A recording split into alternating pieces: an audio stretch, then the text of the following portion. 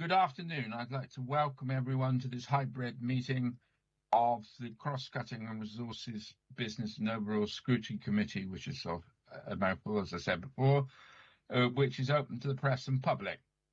This meeting is able to be viewed by members of the press and public today.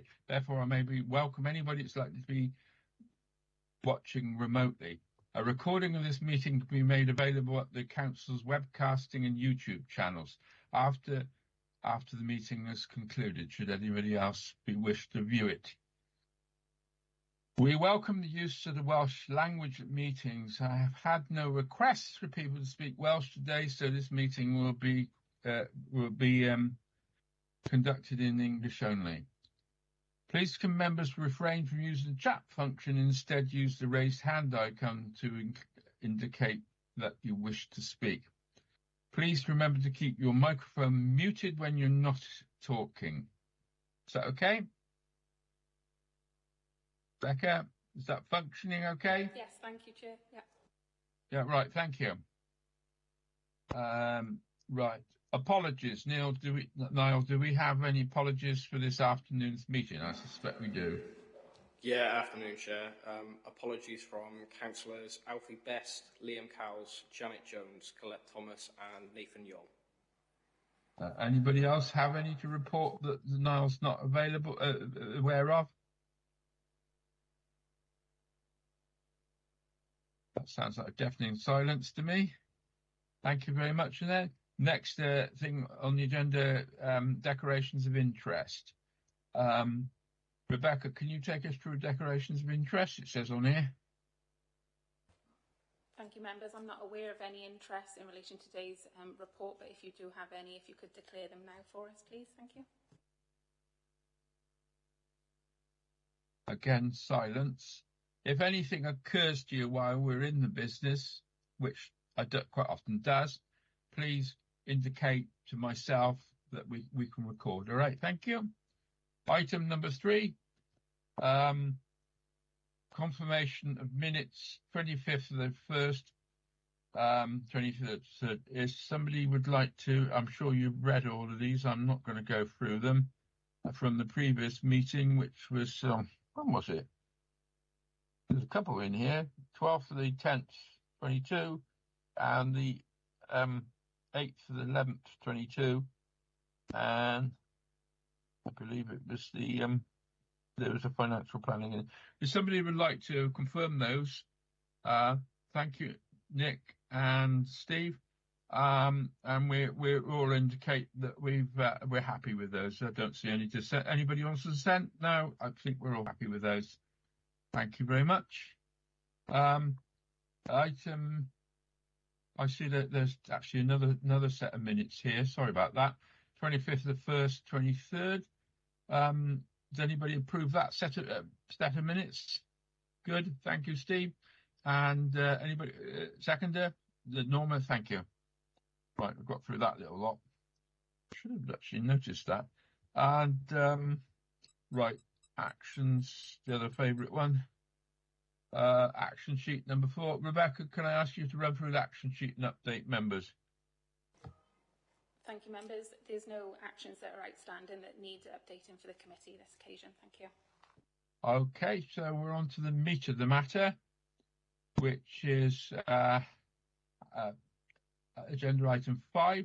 Members, as you are aware, we are here to discuss the work undertaken to deliver the actions set out in the Climate and Nature Emergency Action Plan. First, as Mandy Owen is not here, I'll go directly over to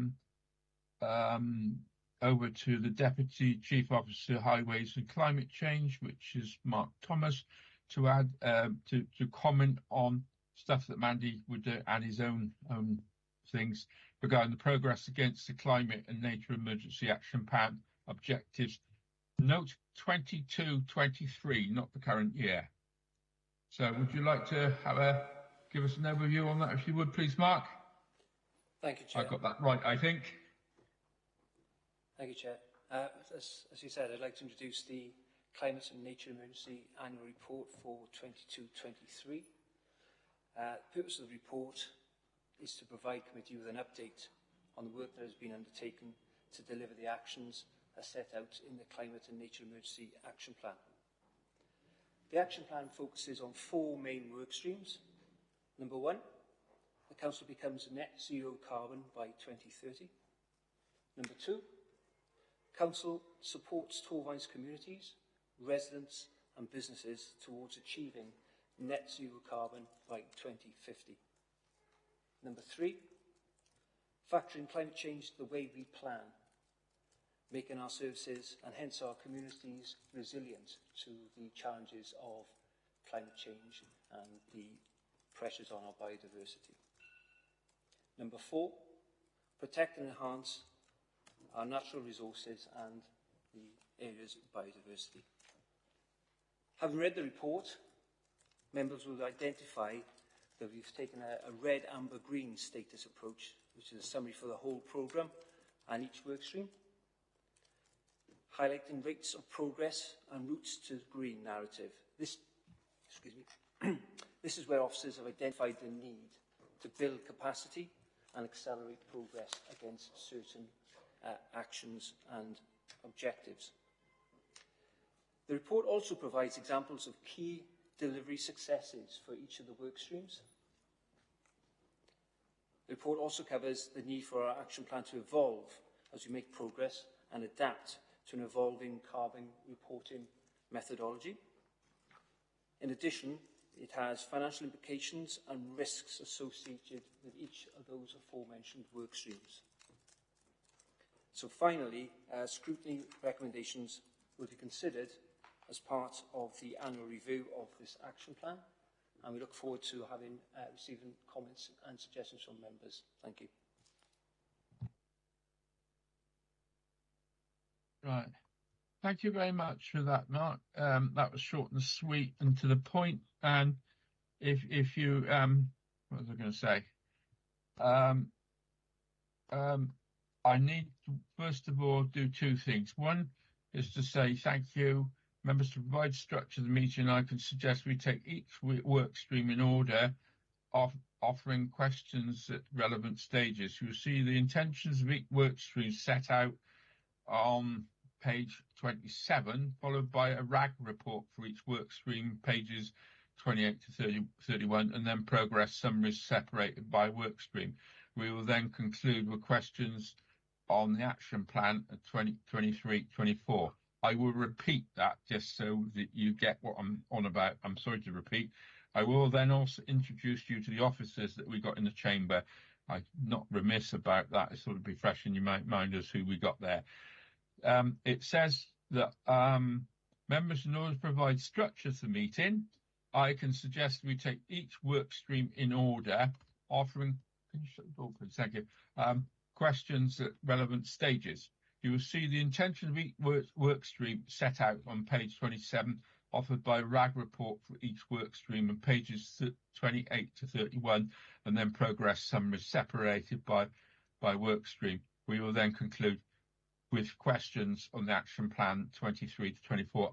I looked through these work streams. Each of them are different, and I've talked to a couple of members already about this. So they are very distinct, these work streams, and so questions on each one are obviously pertinent to each work stream. You probably read this, and I had a good read of this, so it makes sense once we work the way through. That's all I'm going to say on it as chair.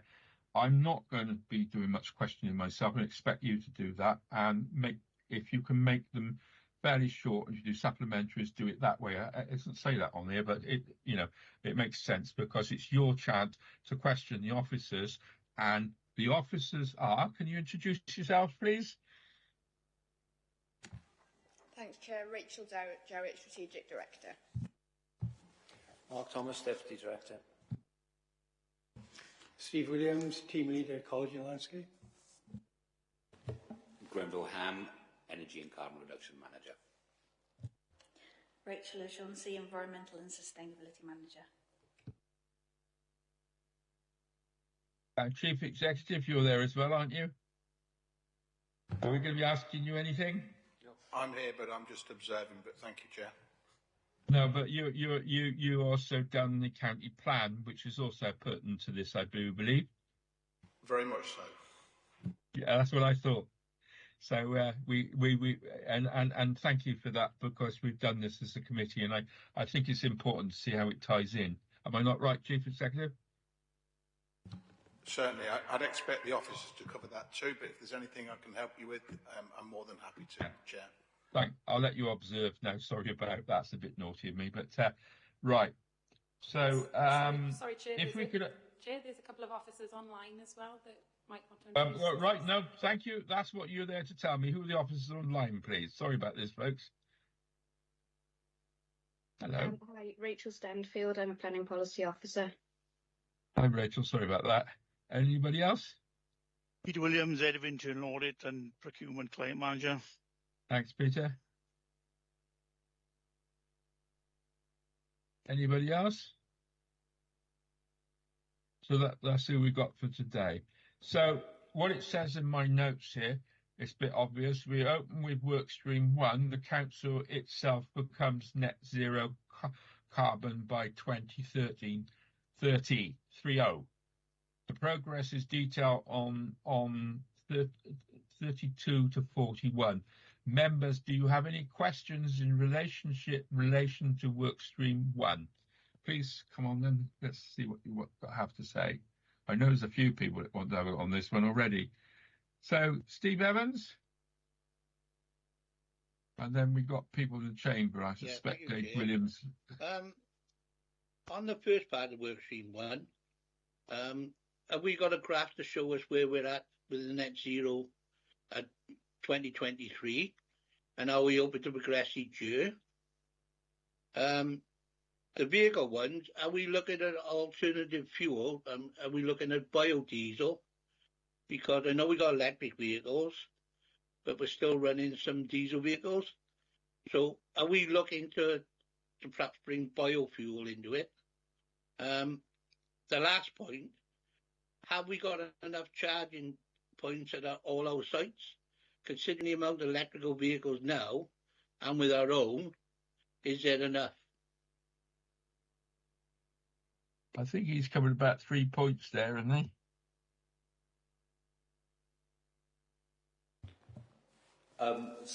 Grenville speaking here.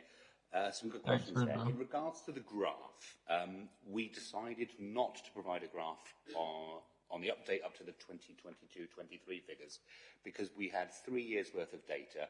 The middle year was the lockdown impacted COVID year, and it resulted in a U-shaped graph. When it comes to reporting for a subsequent year, we'll have a decent set and you're actually able to see what the trend is, if that makes sense. We felt at the time it would have been unhelpful to have 1 year that went dramatically down. But I can confirm that we have recently completed our carbon audit for 22-23, and it is indicating that there is progress towards our stated ambition. In regards to biodiesel, we haven't made a definitive decision on opting for that, although I am aware that most commercial procurement is doing a blended mix, and the wider government policies encourage that to be increased iteratively. The wider benefits of a biodiesel straight fuel is of much debate because we're essentially taking away potential biodiversity land or food production land for powering our vehicles. Our preferred approach is electrification in the short term, and then the longer term, when the infrastructure is in place on a regional level, hydrogen for heavy goods vehicles. And in terms of the EV charge points, it is a valid point. It's a chicken or an egg.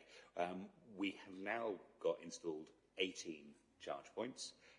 We are actively developing this year. I appreciate we're reporting on last year's, but we're actively developing them for our commuters as well as our fleet vehicles, both this year and next financial year, and we've been lucky enough to be supported by Transport for Wales with that. Our hope is within probably about 18 months we'll be at about 50 charge vehicle charge points, which should be ahead of our requirement in terms of our fleet. I think that's the key thing. We need to be ahead of what we need. We don't want the charging infrastructure to be a barrier to adopting more vehicles. Can I just also come on the back of Gren there, Chair? We're quite a small vehicle procurer in the grand scheme of things, even local government. Some of our vehicles, we do monopolise the market. Gritters, for example, but even in the waste world, we don't.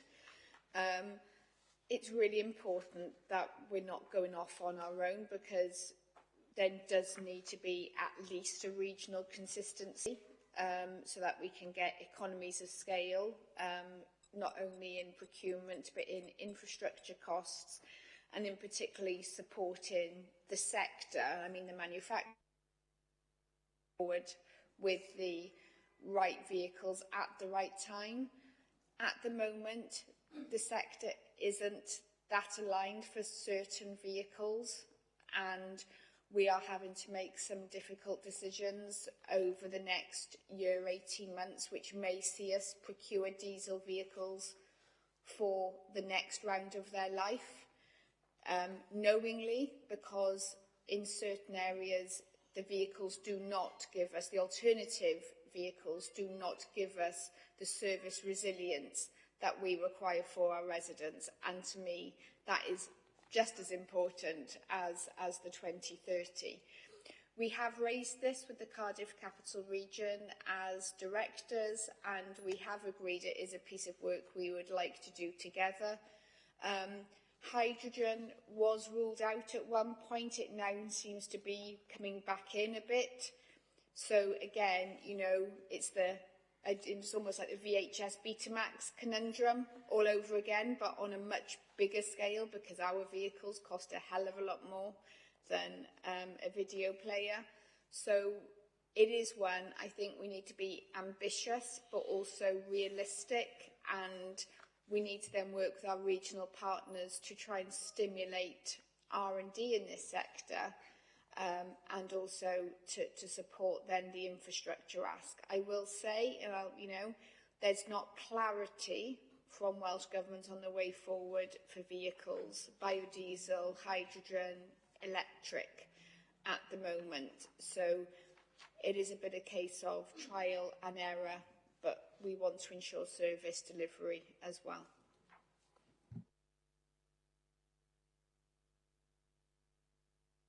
Thank you for that response. Also, I need to declare an interest because the Public Service Board has been asked, and I sit on their scrutiny committee for South Wales Fire and Rescue. There's people in the chamber, then Dave Thomas. Councillor David Williams in the chamber. I thought David, and then you, David Thomas after that. Thank you, Chair. Just to, without wanting to take up too much time, just to refer back, if I may, to page 26. The progress so far, diagrammatic, is very helpful, but mindful of what we picked up in data training recently, it would be helpful to understand if this is the benchmark that we're working against and what period it's specifically covering. I'm conscious this is obviously the first review report, so I think we need to be quite careful and scrupulous in terms of actually putting what our baseline is, and I'm assuming that this is what this is. If I'm allowed to come up with a second question, please, if I may, which was related to the first, which is in relation to first of all, the observation. I think it's very helpful that we're not going down the biodiesel route, because that does have the impact, as the officers have indicated, and that can have a negative impact on biodiversity in this country and other parts of the world. But the point I was going to ask then is there work ongoing in making sure that the charging points that we have are being mapped out so that our citizens will know where they are? And secondly, is there some scope for perhaps commercial sponsorship of electrical vehicle points going forward so that we increase that network that is available?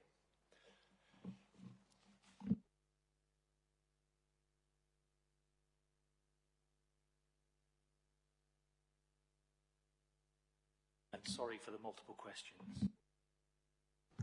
Okay, I'll answer it. It's fine. So the progress so far is the entire trajectory of all that we've done as a council to get us to where we need to be. I think if I can also point to members to page 33 of the report, which also then goes into against our 2030, you've got the table about the council's carbon emissions. So that is, in terms of the 2030, that table is our baseline then in terms of moving forward. And then what we will do in subsequent years, the grammatical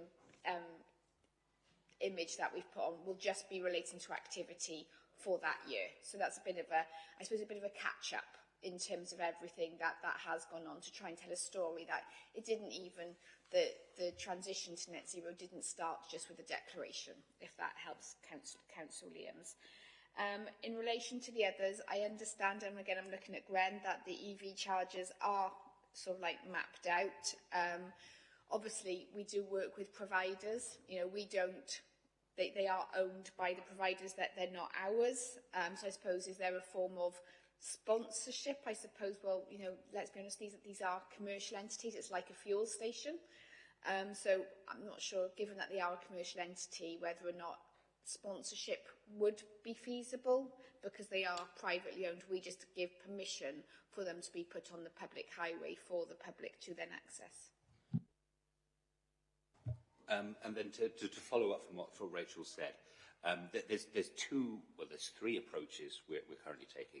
There's the question that you've alluded to, which is the wider public charge network. Now, much of that is being conducted by third parties, by the Cardiff Capital Region and so forth, in which, as Rachel alluded to, we allow them to work on. There are two other elements we're doing, which is our fleet vehicle charge points, which are largely RFID cards. Basically, they are for those vehicles. But we're also very acutely aware that one of our largest carbon emitters from the authority's perspective is our commuters. And we are developing proposals. It is very close to being finalised and sent through to our executive member for approval, for oversight, essentially, in which they would be available to staff and the wider public. And we've done an analysis in terms of how accessible they are to the main roads, how accessible they are to the main public, and whether or not they are part of whether or not they fulfil a desert in the EV landscape, as it were, if that makes sense. And then one other element we are looking to develop, and we've had discussions with Transport for Wales on this, is ultra-rapid charge network, which we believe would be probably the most beneficial to residents, particularly those who don't have off-street car parking. And we don't want them necessarily parking up for 6 hours to charge up their car when they could be doing it in 20 minutes. That's going to be strategically the way that we respond to the needs of our local residents. David, do you need to come back on any of that before I bring in Dave Thomas? Fine, Chair. Right, David Thomas? Councillor Thomas? Yeah, thanks, Chair. It's just a quick one. I do apologise if I've picked this up wrong.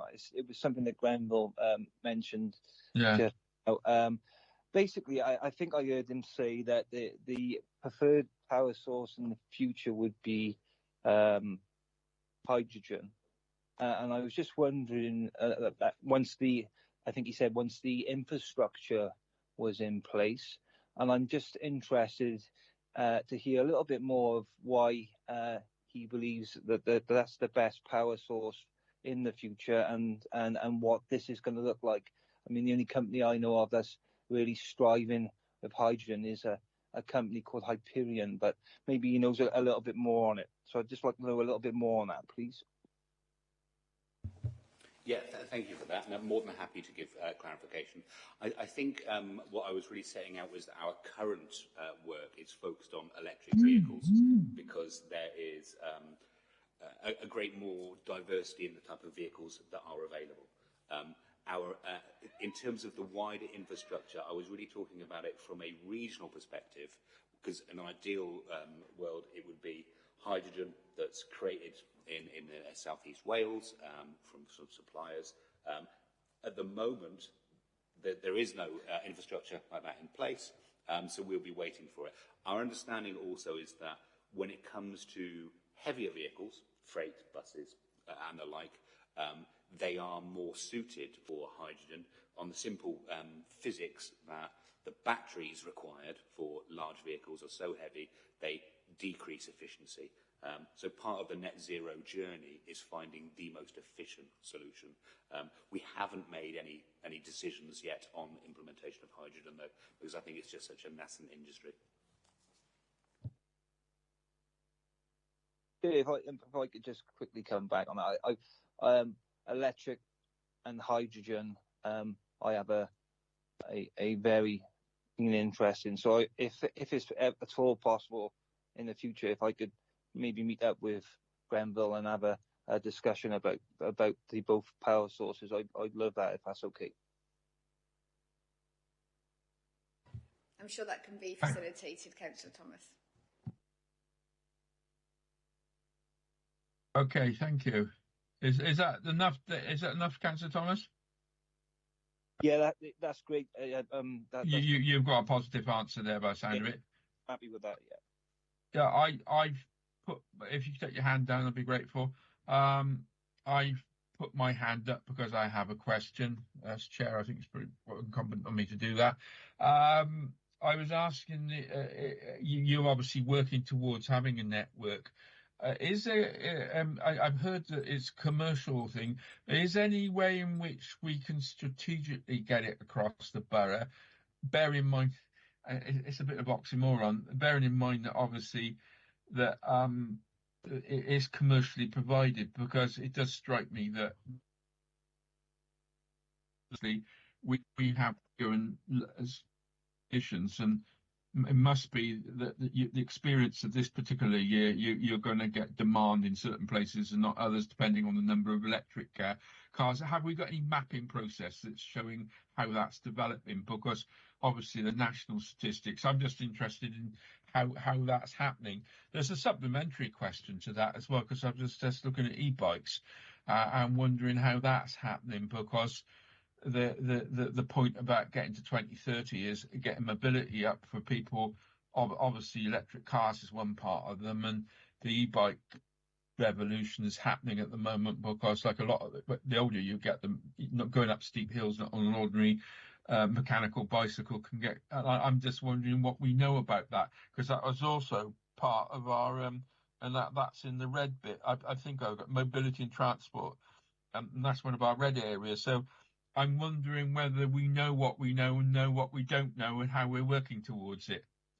That's a useful question. Yeah, Councillor Ashley, in terms of relation to work stream 1, which is about the council's own operations, that won't... That's what I'm on about to start with. I realise I might be veering into 2 on this. Yeah, I think it's a bit related to number 2. So with relation to Grenville's outlined how many charges we've got and our ambition to get to 50. Now, this is where, again, it is, we are trying to maximise available grant funding.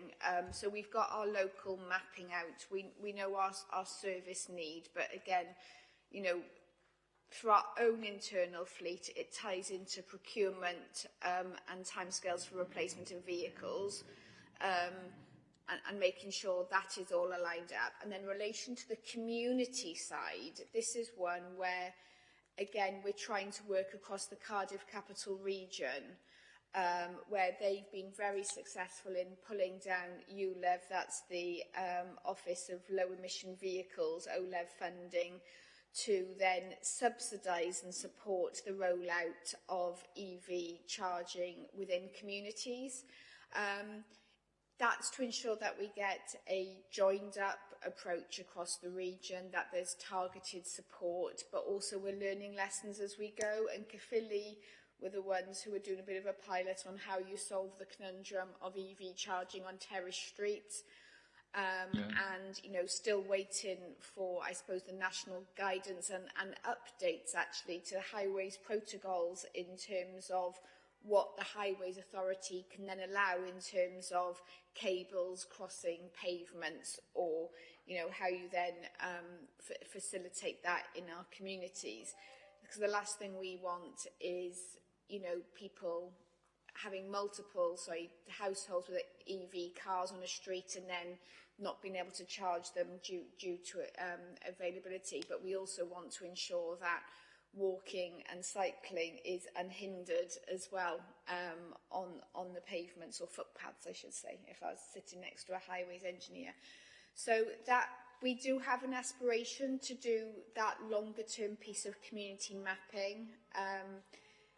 And it is, I suppose, it's in our wish list, I would suppose, to do over the next year, 18 months, as the guidance and as best practice develops on that community piece. But on the work stream 1, which is what we're focusing on our core fleet, it is about understanding, you know, what's going on, where the charges are, what the journey times is. Obviously, I do know that with our levelling up funding, that there will be provision for EV charges, for example, in the Civic Centre.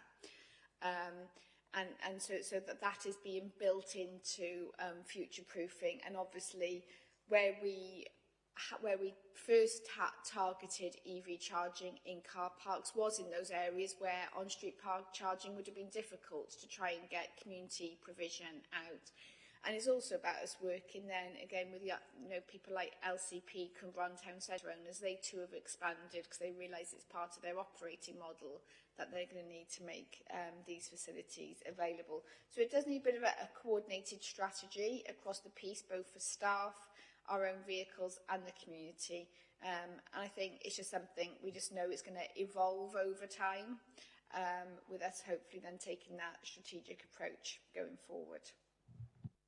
I've also mentioned e-bikes because it's not without the bounds of possibility to get our staff onto e-bikes. Yeah, that's good. Answer to that, Rachel? I know you've mentioned it before. I think that's one for service redesign pieces for those services to take the lead on. It is mentioned in this report. In terms of practicability, I think it would just be on a case by case basis. All right, no, that's a good point. Thank you. No, I won't belay that. Councillor Nick Horler, just remember the conversation we just had, Nick. Yeah, maybe it's similar. We're talking about mobility and transport within this. Provide appropriate secure storage for bicycles on locations we have is in the red and the amber, and the review of cycle work scheme is also in the red and amber. I, for one, and I'm sure there are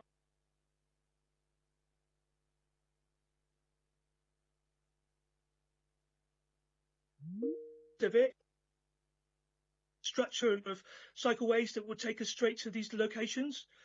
I've often thought about cycling down to a meeting. Sorry, Councillor Hall, can you start I've often again? thought about... We lost you temporarily Yes. then. Can you start again? Sorry. Go on, Nick. Yeah, Nick, sure, go again. sorry.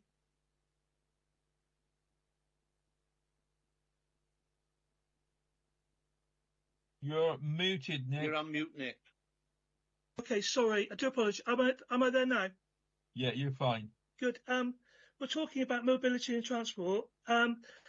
I, for one, and I'm sure there are many people that would like to visit the Civic Centre on e-bikes or their own bikes, but right now, I don't think the safety element of storing those bikes at the Civic is viable. It's not there yet.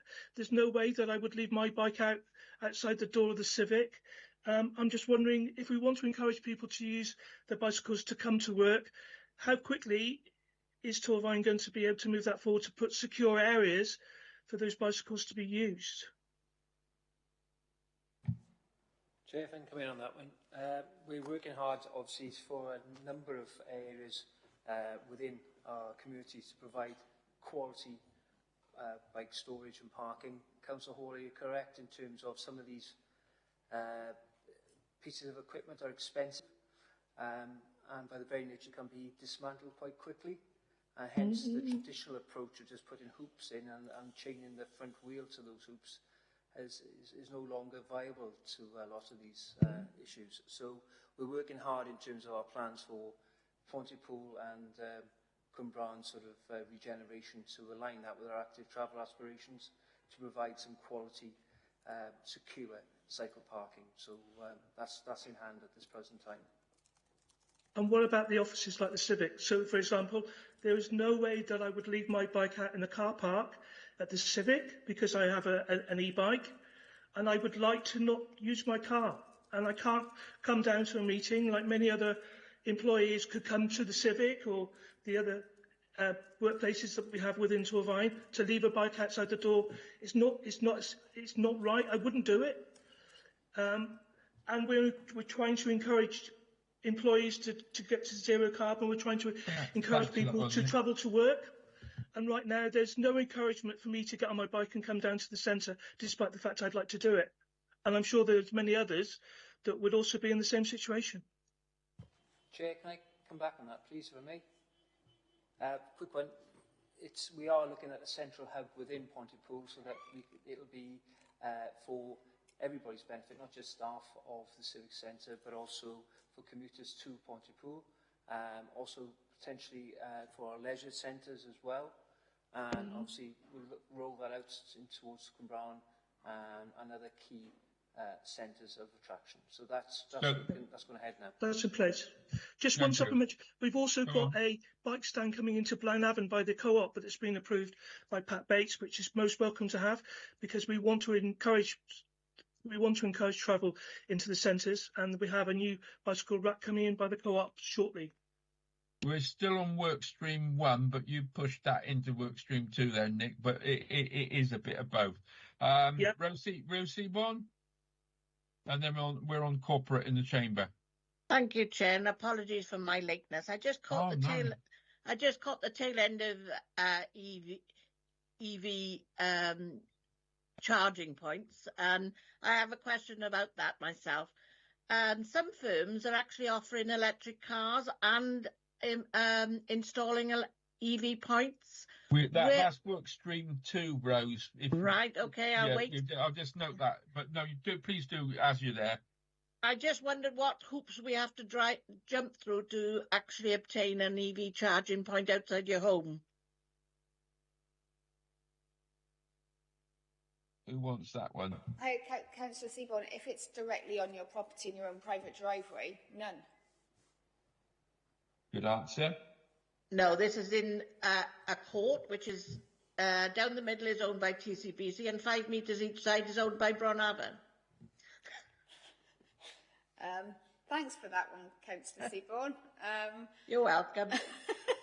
Is that I want to come back to you with the job? Yeah, I think it's a really good one for us to work it through, because we'll have lots of examples of this across the borough in terms of implementation of Workstream 2. And I think, being honest, we haven't got there yet, and there's not definitive highways guidance out on how we support on-street EV infrastructure, and that's across the UK, let alone Torvine. Yeah, and it's about business offering to for their employees to swap to an electric car and giving them the incentive to do so. It's just what hoops do they need to? I was asked that question this morning, actually. That's why I brought it up. So thanks. Thank you, Rose. That's a good one. Right, their chamber. There was a question in chamber. Who's that, please, Rebecca? It's Councillor David Williams, Chair. I thought it might be David. Thank you. I'll restrict myself to Workstream 1 with 2 observations and 2 questions. 2 in a minute. So page 34, you've summarised what you've done in 22-23. An observation is with heat surveys having been undertaken on waterloggers, there's maybe a potential to roll out to other partners and maybe even an income stream for the council going forward. Observation, something going forward. Page 39, you've gone through the very helpful case study around schools. I'm conscious that with more free school meals take-up, there's much more food waste being generated. So it's actually a question as to whether, firstly, we're actually looking to increase the number of collection points within schools. Yeah. And secondly, does this make a significant contribution to our overall recycling targets? And my final points are on page 41, where you've indicated that it's key to, let me find it, apologies for a moment. You've indicated that action P1, understand the carbon footprint of the council's purchased services, goods, etc. It's saying that it's ongoing, it's saying it's on target, it's saying it's green. Not really any detail in there. So I think in terms of your forward look, it would be helpful to understand when you think you're going to get more of a detailed footprint and possibly put some targets into that. And the final observation, and it is an observation here, is there's an action there about, where are we now? This was actually engaging with the Greater Gwent Pension Fund. That's something, sorry, you've got print right over it, which is actually about understanding of the steps being taken towards net zero trajectory. My suggestion is maybe that the pension committee could do a short report to inform members in relation to initiatives that have been taken forward in relation to net zero. Obviously, I'm on the pensions committee. I have some awareness of some of that. 2 observations, 2 questions. And that finishes me on number 1. Lovely. Well done. I'll take the food collection, do a little bit of procurement, and then hand over to Pete and Rachel to give the in-depth answer. So on food collection, food waste collection, there's a press release and a prize. There's been a competition to try and reduce food waste in schools in light of the, the increase of food waste that will be generated because of the uptake in free school meals. Schools do not have to use our service. We want them to use our service. Delegated budgets, the schools can go elsewhere, but we are actively encouraging them to use our recycling services. As of next year, schools will be caught, as will us ourselves be caught in the business regulations where they are required to separately present their recycling and their food waste. And actually the team went down and met with the head teachers last week to make them aware of this, to make them aware of our service offer. We do collect food waste. To be honest, there are some other materials. We're not quite there yet. We haven't got the vehicles and staff because we're just working on that. And that will come through our Waste Transformation Raise the Rate programme. So I haven't got, because schools don't have to use us, we haven't got their overall tonnage. I couldn't give you the school's tonnage because it would be co-collected with the other material. But obviously the first thing I'd want them to do is to reduce their waste as much as possible, because every tonne of waste collected is a cost to them and their budgets. We can't, because we're not allowed to collect schools' waste for free. It is classed by trade, by law. So reduce it first. Then we want to collect it, and yes, it will contribute. I can't tell you how much by, because it would be co-collected with other materials or other business waste as we go around. With regards to procurement, you'll see, if I take members back up to, I'm trying to look at where's our procurement data, Rach. Supply chain data, sorry, on page 33, you'll see that emissions, that we have 35 kilotons of CO2 supply chain is equivalent for procurement. And I think it's fair to say that this is the one we struggle with the most in terms of the tool that Welsh Government have given us. And Gwen and Rach would be able to give you far better information than me on how it's calculated. But it is at a very, very high level. But there have been, Cardiff, this is one of the reasons why we've joined with Cardiff. They have been quite, advanced thinkers in terms of their green procurement, sustainable procurement aspirations. And there is work now ongoing across that new consortia with Cardiff, the Vale, Monmouthshire, to identify, I suppose, those next contracts that are coming up for renew, how you can then learn and embed carbon into them. I've always been one where it's really important that if we are procuring or commissioning something, depending on what terminology, that you do remain, that it's rounded and balanced.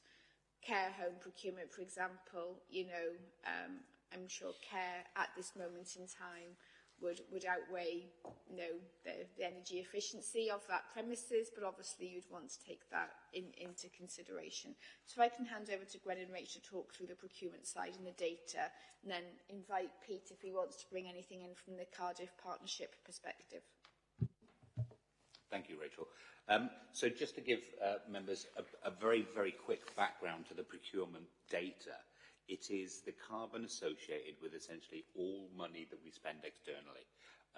And the methodology that's deployed from Welsh Government and their sort of like partners who assist with the development of the Net Zero programme is that any service or any sort of product that we buy is allocated a certain carbon emission figure or factor. So say, for example, if you're purchasing things like fuel, it's very obvious what that carbon is. It's a little bit more opaque if you're purchasing in support staff delivering social services. So this is why it's been given national spend sort of carbon allocations. And as a result, it's what we consider relatively messy data. One of the things to note, so the figures that you're referring to in this report, the 21-22 data, the carbon emissions factors are actually based on those from 2010-2011, because these are wide-scale, UK-wide carbon emissions factors that are only updated on a 10-yearly basis. Now, or there may be more often, but this is a general standard. Now, this year's figures, we're using far more updated figures, which dramatically reduced our procurement emissions, which I think is a much closer indication of what that is. It is still very significant, but it's always worth reminding when we're talking about our net zero journey, the procurement, the carbon emissions are external to us, insofar as we may well implement, I mean, this is a hypothetical I'm talking here, but we could only purchase from suppliers who have the utmost green credentials, but because it's based on a national average and a spend, it wouldn't actually bring down our accounted for carbon emissions. So this is the complexity that we have within that. Now, Rachel, my colleague Peter, who may come in a moment from procurement, and the Cardiff team have been doing a lot of deep dive work on this. It is by far and away the most complicated insofar as breaking down those spends into subcategories so we get a better understanding of what that spend is. And then one of the other pieces of work we would like to do in the future is breaking it down further into directorates across Torvine so we can start looking at what those overall carbon spends are from a certain area. But it's very opaque was the main thing that I can come from it. But that's not to say it's not a very significant source of our carbon, if that makes sense. I pass over to Peter. You might be able to give us a bit more information on the procurement side of it. Thanks, Ren. Yeah, not really greatly to add, other than we're working, like we said, with our three partners in Vale, Glamorgan, Monmouthshire and Cardiff to try and come up with sort of guidance notes that will are sort of realistic for service areas to use and considerations when they buy in things. So I think Gren said the high level figures we got at the moment in terms of CO2 emissions, but the beauty will be becoming with the detailed breakdown of that. Then you'll be able to target certain areas where we can get greater hits or bigger wins. So that we currently Cardiff are currently looking at a few different tools at the moment. There's Walgan and Welsh Government Sustainability Tool. Excuse me. They're looking at a thing called the Irish Green Procurement Tool, and RAP have also given us guidance on sort of reusing, recycling, and recycling, reusing and reducing. So we're trying to put that into a guidance note that we can use develop with services. So when they come to buy things, they'll have a sort of, I loathe to use the word checklist, but a sort of challenge or a consideration. Have we considered this option? Have we considered the alternatives, whatever? Because while it gets badged as procurement and we spend probably 110, 120 million in the third party spend, procurement doesn't spend that money. Obviously, we procure it on behalf of others. And it's working with the services who buy the goods and services will probably get us a better sort of path to where we want to be by 2030 or 2050. So hopefully that guidance will assist services in terms of looking at alternatives, but the services themselves are the sort of the areas of expertise when this in terms of, it could be food, it could be transportation, it could be vehicles, and together with our prompts, obviously we were hoping we'll get to a sort of an appropriate position. So we're working on that guidance, like I said, with the 4 at the moment, and we'll be issuing it to departments when it's finalised. But hopefully that will greatly assist in identifying significant areas where we can have bigger wins on CO2 reduction. Just to say thank you for that. Interesting how the background behind it. I think it does mean that on page 42, then it's we are developing rather than we have developed, from what I'm hearing, and we are producing rather than we have produced. Without wanting to be pedantic, it's work in progress still. It's not 22, 23, it's 23, 24.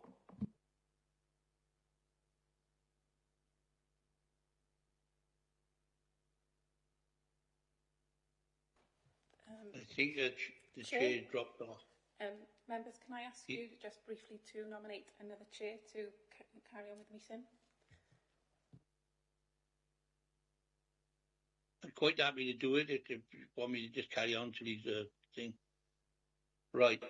Is everybody finished? Oh, I think we've got Councillor Williams. Can I nominate? Can I nominate Steve Evans, please? Okay, thank I'll you, second members. that. Thank you, members. Thank you, Councillor Evans. Thanks, everyone. He just goes like that. He can't help it. So, is everybody finished with work stream 1? And because we'll now move on to work stream 2. Has anybody got any questions they'd like to raise on work stream 2? Councillor Evans, Councillor Lucy Williams has a question on work stream 1, please. Yeah, would like to ask a question. This is just a supplementary question on waste, following on from the question about the extra food waste that's been generated through the free school meal scheme. I wonder if a small addition to that might be looking at the waste that's produced by our community halls, food waste, because quite a number of our community centres are hubs and are food banks, and they also provide other types of food supply. And I know, for instance, in our community centre, food waste is not collected. It goes into the general waste. So is there a little bit of work that could be done on our community halls and looking at how we could reduce food waste there, or at least allow for food collection to take place? Because it doesn't at the moment, as far as I'm aware. Thanks, Councillor Williams. I think this is one the community halls management committees need to. We've got one officer whose part of their role is to look at to support the trade waste service. So I think there's lots of guidance now coming out from Welsh Government to all establishment owners. I can send the link around afterwards if that would be helpful to members, which you can then take out into your communities to say, does your community hall fit within those regulations? Because if they've made arrangements for their own refuse collections, then they need to start making arrangements to transfer over to the new regime next year if they qualify. If they are classed as domestic service and they're not having a food waste service, and that can be facilitated through the service. But I'll send the guidance out because off the top of my head, I can't remember where community halls sit in the regulations regarding trade waste. So I don't want to give misleading advice to members. That would be really useful. Thank you. Thank you for what was a thorny subject. Steve, I'm sure you want to raise a few questions. Yeah, just to fill you in, we're on work stream 2 because of your predicament. Anyway, the question I wanted to ask on work stream 2, you've got more people who be using active travel, but my only concern is some of the state of the paths and the roads regarding use of bicycles. Yeah. Are we looking into that to make sure that we can get more people on there, but they're not using it because of certain conditions with paths and roads? Chair, thank you for that question. Yes, it's a challenge that we've got throughout Wales in terms of active travel. But the very fact we're having additional capital monies to expand our network, that doesn't keep pace with the revenue cost that we have to try and maintain that expanded route. However, not one to admit defeat, we are looking at a national approach to try and assess if additional funding from Welsh Government can be split between capital and revenue to try and assist with the maintenance, because you're spot on. It's a challenge putting in that infrastructure, but it's got to be available and commodious for people to use it. If there's any sort of opportunity to discourage people from using it, then obviously that doesn't meet with our objectives. So yes, it's something that we are working across Wales to address. Is that enough, Steve? Right, Nicola? Yeah, just to expand on that question about pathways and making it safe, there are people that would like to use their vehicles, their cycles during the evenings, and the pathways sometimes are very dark places to go and not welcomed. Is there any way that we could look at lighting these pathways through to the communities. For example, if you want to cycle from Glenavon down the cycleway down to Carmarthen and down to Pontypool, there's no lighting on it. Thank you, Councillor. Well, yes, it's obviously there's a challenge, isn't it, in terms of if the cycle path is going through areas of high natural biodiversity, it's the impact of lighting in terms of the wildlife in the evenings. But you're right, there's a balancing act, isn't it? So how we demarcate those cycle tracks so they're easily navigable during the hours of darkness, whether it's the traditional lighting or whether it's sort of fluorescent studs on the periphery of the cycle routes. I know that Welsh authorities have been experimenting with that process going forward, but you are right in terms of you should be able to navigate, provided obviously cyclists take on board their own safety so they have adequate lighting in terms of their bikes. But you're right, it's to demarcate the edge of the cycle track is an important element. I put myself in. I'm sorry I went out just now, but I just put myself in on this. I noticed in your mobility and transport on where is it 40. We're looking at review our travel expenses policy to encourage uptake of sustainable transport and also the e-bikes. Back to that again. The whole thing, you've got that on a red there, so. You're obviously aware that is a problem. The whole conversation that we had about our workplaces, which is also a problem for the community in terms of safe locking up and things like showers and that for at community and workplaces. It has always been a problem for cyclists, as I well know.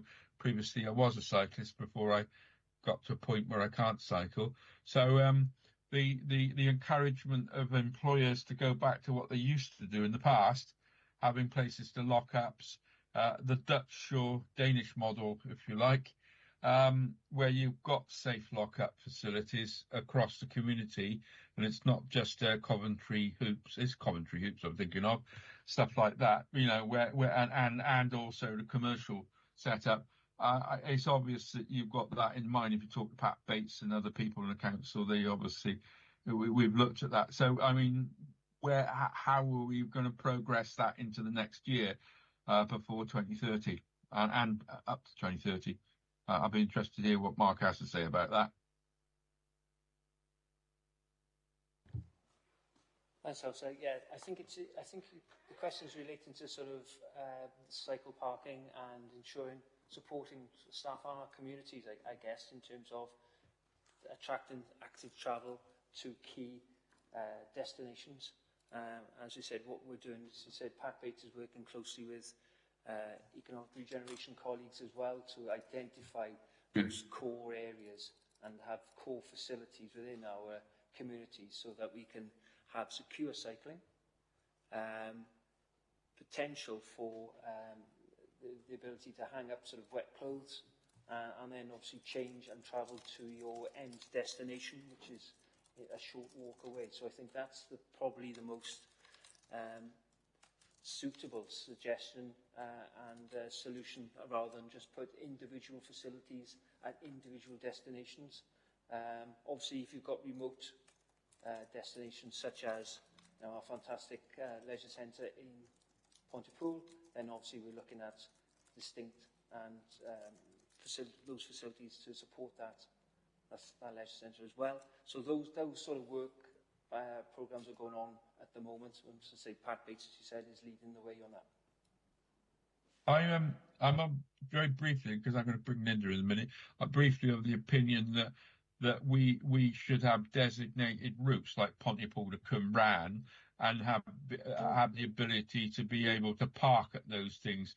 You talk about leisure centres, obviously we've got Cwmbran as well, but we also are developing quite nicely hubs, you know, like the community halls and community council places. It's not beyond the wit of us when going forward that lock-up facilities around the hubs and there may be a ability to buy in to get secure lockups on the hubs, like our community halls and places that would be something that could usefully go there. I just wonder what you think about that as an idea. You've come up with some good ideas already on other matters, so I'm wondering whether we can expand that out into parks and hubs and places like that. The use of other department. It just strikes me that that's a simple gain, by using other bits of infrastructure. Thanks, Carl. So yeah, you're right. It's got to be data-led, isn't it? So we've got to understand where the demand is. And how Are you getting me okay? Yeah. Can you hear me?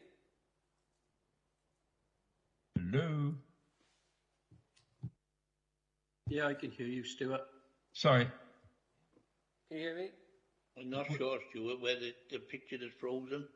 Yeah, it looks as if the chamber's frozen again. Yeah, it does. Yeah. Yeah. Thank you, members. Just bear with us a second. Oh, blimey. That's what I thought. You have to wait a minute until they get back. Sorry about this, folks. It's frozen.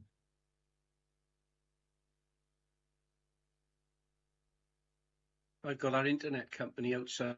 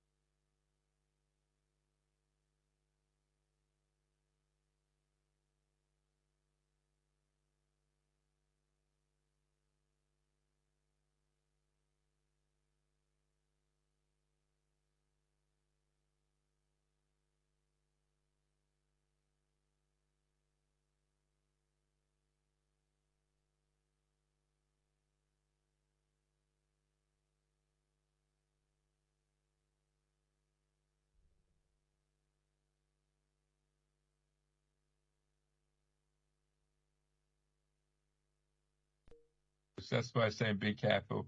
Oh yeah, they come. They're back online. Hello, are you getting us now? Yes, I can hear you. Yes, can you hear us now from the chamber? Are you receiving? Yes. If you've got no sound, you're saying back. You're muted. That's better. Can you hear us from the chamber? Yeah. Yes. I asked Mark about the about rolling out into the community hub structure that they're developing, in parks and places. That's okay. Next anybody in the chamber to go before I bring Linda in? Councillor Lucy Williams, Chair. Thank you there. Linda, I'll bring you in next. Sorry about that. Sorry, is it me or Linda? Do you want to... No, Lucy, you. Right, okay. So I've got two questions in relation to Workstream 2. One under promoting energy efficiency and one under renewable energy. Shall I do them as two? Yes, please follow them on, and you get a fairly succinct answer on that. Then we bring Linda in. Okay. There seems to have quite a lot of good questions here. Thank you. Right. So this is the promoting energy efficiency on page 43 of the report.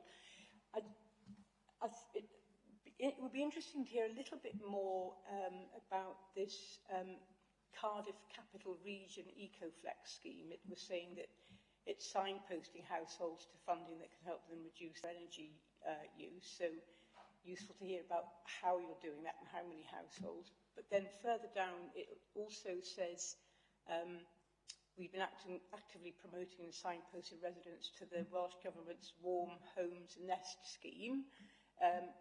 I just wanted to know how these two schemes are linked. And also, similarly, in the past 12 months, 10 households have been assisted with applying for energy efficiency schemes. So just trying to understand how these different schemes and grants are being used and how they're being communicated. That was my first question about that bit.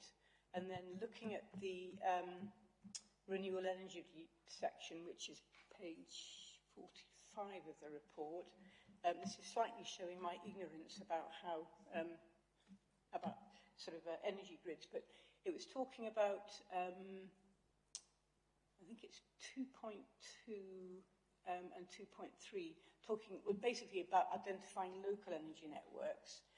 I wonder, what I'm not understanding, is there a, with developing local energy networks, how does that tie in with actually availability on the national grid? I'm not understanding that because I'm ignorant about that. Leave it like that, Lucy. We'll get somebody to answer you, all right? So, okay, I'll stop there then. I think they're fairly succinct on this one. Yeah, thank you. So, with regards to the grant support that's out there, right? There are a number of grants. You've alluded to two. There's also the Great British Insulation Scheme as well, and we've also developed via the Shared Prosperity Fund a very small bespoke grant for people that fall through the cracks. Traditionally, these grant mechanisms are for people in receipt of certain benefits, or they fulfil certain criteria. And it's been our colleagues in environmental health that have been taking people through that process or signposting them. As part of our Shared Prosperity Fund proposal, we actually brought in an officer as well, so that when people contact the council, they can go to him and he can go through the matrix, which is, as we alluded to, is quite confusing. So he's mapped out all the different criteria from geographical location to your individual stuff, so that he will be able to say, okay, this is actually the grant that you can apply for, or not, which is an unfortunate situation. So that's partly what this role is to cut through this, again, I'm using again opaque method that's out there. In terms of energy networks, I'm sorry, I didn't quite understand the bit you were talking about. Was this the heat networks you were talking about, which I can see on the report? Sorry, this is Lucy, yeah. Sorry? Shall I carry on? Yeah. So yes, this is going down to the renewable energy section. So it was talking about identifying the potential investigating the potential of identifying specific geographical areas in the RDLP, which renewable energy generation, and then encouraging district heat networks. What I wasn't understanding with those types of schemes is how local energy generation schemes sort of fit in with the national grid. Is there some kind of, how does that work? I will answer it from a technical perspective, but much of this actually I'll pass over to my colleague Rachel, who's on the line, from a planning perspective.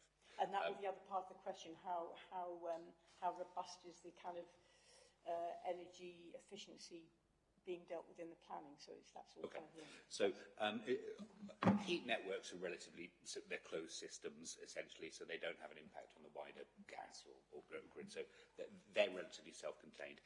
In terms of energy networks, it's not something that we're actively developing, but you can create it's a microgrid solution, which is essentially when there's enough power, it will be powered by its renewables. Typically, these would either have a diesel backup or a relatively convoluted access the grid when it goes down. In very similar way, if you have a photovoltaic cell in your house, you can be using that electricity. If it's not generating, you would then take from the grid.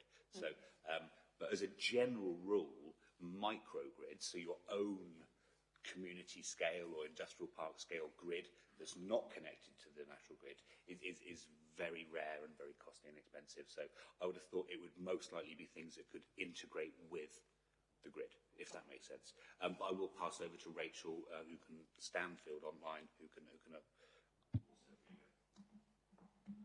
Thank you, Rachel. Thank you very much, and thank you for the questions, Councillor. So you'd referenced point 2.2, first of all, which refers to local search areas for renewable energy. This is a policy tool.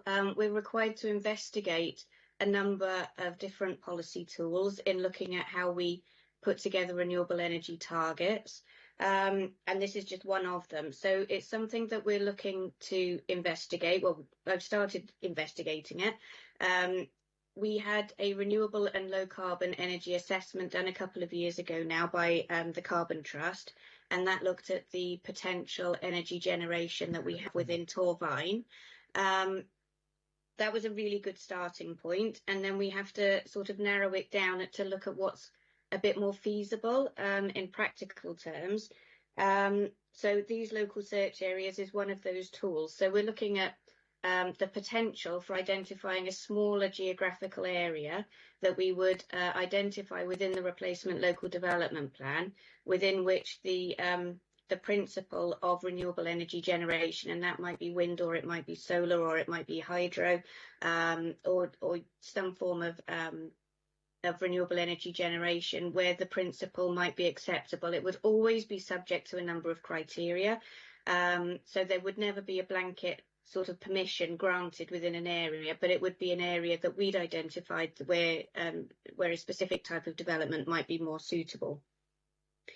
In terms of district heat networks that are referenced in point 2.3, we have in national planning policy, there is Future Wales is the national development plan, and that identifies both Pontypool and Cwmbran as priority areas for considering district heat networks. Obviously, as Gren has explained very clearly, there are some technical considerations with district heat networks that make them quite complicated. It's something that developers are required to consider for the larger scale developments. And we're not actually actively promoting any at the moment, but that's something that we will be looking at the consideration of as we move through the development plan process. So it's more a case of we need to recognise that that Welsh Government is promoting district heat network investigations, and we need to take the opportunities where we can. So just to also make you aware that as part of the work on the replacement local development plan, we will be producing an infrastructure plan that will identify how the work that we are doing fits within the context of the national grid and the more strategic energy providers. And it's also something that we're looking at through the development of the local area energy plan, which is also down as a separate entry in this report. So the context of that national electricity network is being considered in a number of different areas, and we're working very closely with NGED to take forward our aspirations and make them aware of what level provision that we are likely to require going forward. So I hope that covers what you were after. Thank you very much. Can I just take members back to Councillor Williams's earlier comment and also question? I completely agree. It's actually really difficult for our public to navigate their way around the whole range of energy efficiency measures. I have just put in the chat the link to our website, which gives the latest information on Nest, EcoFlex, etc. But obviously, if there is any concerns, then come through members' inquiries, and we've got Gary and the team who now is there, supported by Shared Prosperity Funds, to be that community's energy. I know he's done work as well with some of the hubs as well, to really raise the profile. Our plea would be to make it easy, but I think the Nest is run by Welsh Government, EcoFlex was set up by UK Government, so we are sort of like, I think for us, one would be much easier. I think the biggest sticking block is that sometimes, the energy companies may approach householders directly. We've got then the risk of rogue traders, and it is about us making sure that the public know who to access, where to buy from, because there are, so that they then have the appropriate measures put in their home for them. So I've put the link around, but we are there to help, as are other bodies, I should say, particularly Citizens Advice, Carbon Trust, Energy Savings Trust, Gavo as well, I know do work, so TVA, as well do work on energy efficiency, as do the housing associations. So there's, in fact, sometimes too much out there for residents. So I'm going to ask you a chair's question on this, and I will bring Linda in then. What you've just said there, Rachel, in regards to a one-stop shop for that particular question, which we used to have, there's no prospect of asking you about that, is there? Well, through Shared Prosperity Funding, we do have a community energy officer who I suppose is trying to act like a bit of a one-stop shop to try and coordinate and signpost to make sure that we have everything available for our residents and all the community hubs to access. So we are trying, and that is part of that work over the next 18 months. If we made that a recommendation of this meeting, would you be up for that? We've already got it in place, Councillor Ashley. That's what I'm saying. Yeah? Again. Yeah. What I'll do, Councillor Ashley, I'll ask Okay, Gwen we're to stuck get again. Gary to David's gone email again. out what we've got in place. You see where I was going with that, didn't you? Because it's frustrating as hell, that one particular subject. Worth asking, yeah? Sorry, we've gone again. It fancy me get on the one thing. Linda, I was about to bring you in there. Sorry about that.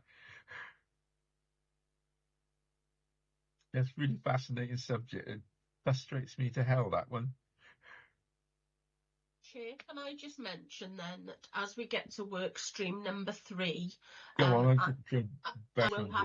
I will have to declare a prejudicial interest because of the sustainable food place element of it. So I'll leave.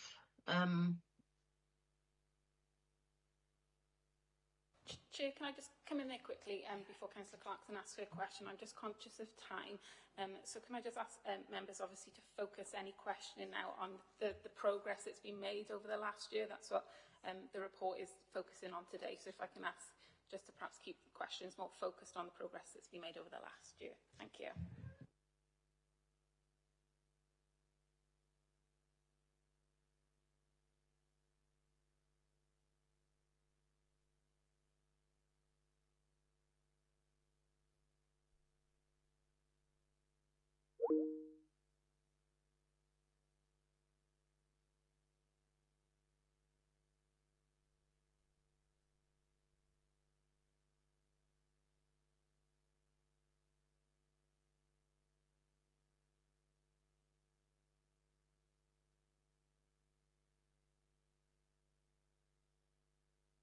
Flamingos, they're all frozen up. Look, they're not moving. Chamber's back now. Hello, Chamber. Can you hear us, Chair? Yes. Yeah. So as I said, before I was we got cut off, if I just before Councillor keep their questions specific to the progress that's been made over the last year, just to move questioning on slightly. Thank you. Sorry to interrupt. Thank you. Thank you. So Linda, please. Okay, thank you. Lucy's covered off 2 of my questions, so that saves a little bit of time. The one that I am coming back to, it's mobility and transport again, and it's community safety issue in the north of the borough. As Councillor Hall has already raised, we've got active travel routes which aren't lit during the evenings, but for walkers, they're also quite remote during the daytime. So it's somewhere that single females particularly are not too happy to travel alone. We haven't got any other sort of link up between the Abercyclan ward and Brunadden ward. So I was interested in, we were talking about what we've achieved this 22-23 as in the active travel routes. And there was a mention of looking at proposals for projects going forward, and it would be good to have more information about that and possibly be more involved in that, so that we can put our input into where we feel priorities might be. Who can answer that one? Yeah, Councillor Clarkson, I think I think in terms of what we've got to do with active travel, it's a fine conundrum, isn't it? Is we really want active travel, but do I want more streetlights? And no, it's I not think, street lights we're looking I think for. it's what Mark was just talking looking for about lighting. earlier, is that illumination and how we achieve that to meet multiple criteria. I think members, you may recall, obviously scrutiny have looked at active travel quite a few times, and we've recently just taken through Cabinet, following scrutiny, the prioritisation of the active travel network. We've now got a staged 15-year ambition of how we want to upgrade our network. I think as part of that, we need to embed those community safety considerations and climate considerations about how we suitably light the network to facilitate active travel all year round. So I think that's just something which we can take via that work programme. And I look to Mark on my left, whose team leads that. We want good networks, we want adequate lighting, but we also celebrate dark zones as well. In terms of our biodiversity, because they're bat corridors that we try to protect through some of our routes as well. So it's just one which everyone needs to be looked at appropriately in terms of how we then, and we do have, what went to Cabinet was the prioritised plan for what is to come next with regards to active travel. And we can, we only do active travel schemes through Welsh Government funding, and the maintenance thereon is just in the normal revenue budget, so it will be something done through grant funding, and how then lighting is taken into consideration, but recognising, how that is then done from a climate change perspective and whole life costing as well. I'm not saying no, I'm not saying yet. I think it's something which I don't think anybody really has looked at properly, not just asking everywhere to take it forward. Could I just come back on that, please, Chair, if possible? It's not about lighting, it's about the remoteness and the suitability of some of the routes. We actually do need some investment in a route which is less remote, to link up our communities up here. So it's looking at it from a different perspective, from just lighting and being able to use it after dark. Some of these routes we've had issues, well, the only route we've had issues on during the daytime.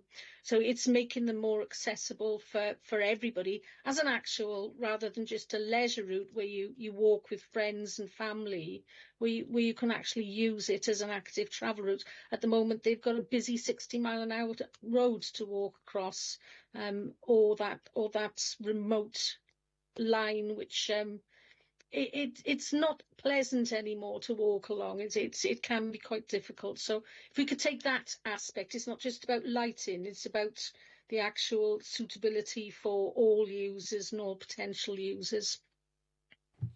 Thank you there, Linda. Chair, you've got that, have you? Chair, can I come in very quickly? Yes, please come in. Yeah, Councillor Larson, that's it's a point well made.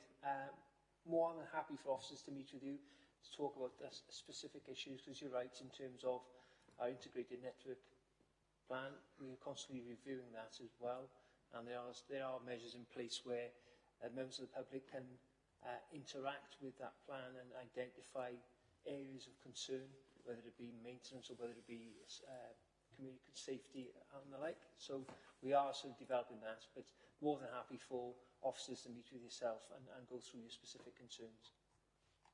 Councillor Corley, I am mindful of the fact that we've got to get on to work stream 3. I just wanted to echo Linda Clarkson's situation right now. The other month we had somebody that was attacked in the area up here, and we've had somebody attacked up in the area. There's obviously people off actually using the line. Councillor Hall, sorry, just to remind you, I don't think it's appropriate that we're discussing specific incidences. No. Okay, so we've had... But you can certainly take that up with officers outside of the meeting. Sorry to cut you off. I would take your point on that. Nick, can we do what's recommended, please? Yeah, happy. Right, we got work stream. I'm going to take us on to work stream 3. Sorry, I've also had... Ashley, we've got a question in the chamber from Councillor David Williams. Oh, please do. Okay, thank you, Chair. I'll seek to be brief. Point page 43, actions EW6, EW7 seem to be rather generic. I could suggest that maybe we could tighten up the wording going forward so that there's actually something a bit more. You refer in that further plan to actually going out to communities and finding examples. I think there's some work could be done there, point one. Secondly, you mentioned on page 44 the nifty, thrifty e-newsletter. I must admit this has passed me by, and it may have passed other members by, so I think it would be helpful if we had some awareness of that as part of the overall scheme of things. Finally, on page 46, what I would suggest may be helpful is to actually have something in place to monitor use of active travel routes, such as movement sensors, etc., so you can start to see if they're being used more, when and where. So those are really, and finally, observation at MT4, developing electrical vehicle guidance. I think you referred to that, Rachel. I think it would be excellent to do. Thank you, David, for putting those flags in there, please. Any officers want to comment before we move on to work stream 3? I hear a deafening silence. I think that's been flagged. Right, thank you, members. Work stream 3 laid out pages 51 to 54. Our changing climate is back to where we planned, so our communities and service we deliver resilient. I've had Councillor Haynes and Councillor, I could never say your name right, but they are related. So talking about resilient food has declared an interest on that. So they're not in on this one. I believe that's right, isn't it? Yeah, can we just wait for Councillor Bonera to leave? Yep, she's gone, no, so we can carry on now, thank you. Thank you. So that they've declared an interest on it and removed themselves on that. So, Nick, are you on this one, or just a legacy flag, is it? Oh, sorry, it's a legacy flag, Hardy. Right, okay. Anybody on this, on work stream 3, food and all that? Steve Evans, thank you. Yeah, on the question I would ask, on the first statement, we will have a better understanding of climate risk and have begun to develop adaptation responses. How quick do we move to, if we think something is not right, how quick do we move to change it, to adapt it to the response we need? And the second question I got, without planning regulations, are we looking at the flood risk management strategy for Torboyne, and how do we make residents more aware of it? Because usually the main focus is the developer and not always the residents. So how do we make sure the residents are able to see it rather than just the developer? Right. Well, it was a good question, the first question about adaptation and how are we kind of changing the way we work to adapt to a changing climate. And I think, well, there are examples of where we're already kind of changing service delivery. For example, when we had that really hot spell last summer, we were spreading rock salt on roads to stop, to kind of address tarmac melt. But more systematically than that, this year we're actually doing risk assessments of our service areas to look at how they're adapting to a changing climate, because we can expect that we're going to get warmer, wetter winters and obviously hotter, drier summers. So we need to kind of factor that into the way we plan and deliver our services. And regarding the second point, well, the flood risk management strategy is coming to cleaner scrutiny in December. It has been out for consultation, and it very much does talk about how we work with communities and residents to A, be aware of risk, and B, what they can do to mitigate risk.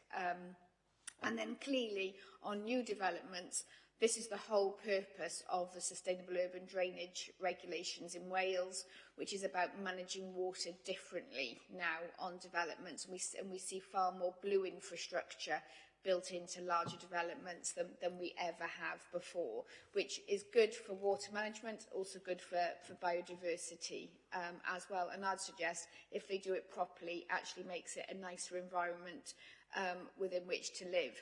So members, please urge you to encourage, and for those on cleaner, I look forward to seeing you in December, where we'll be looking to take forward how we manage flood risk in the borough. Yeah, thanks for that, Rachel. Right, I've got TCBC corporate diary and then myself. So who have we got in the chamber? Councillor David Williams, Chair. I knew it was David.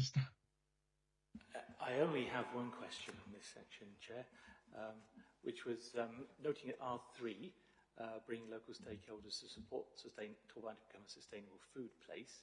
Very much behind that. It just seemed a long way ahead, December 24, because I think there's work that's going ahead already now, and you make reference to a food summit in your forward actions. So I just thought you could probably cut yourself a bit of slack there. I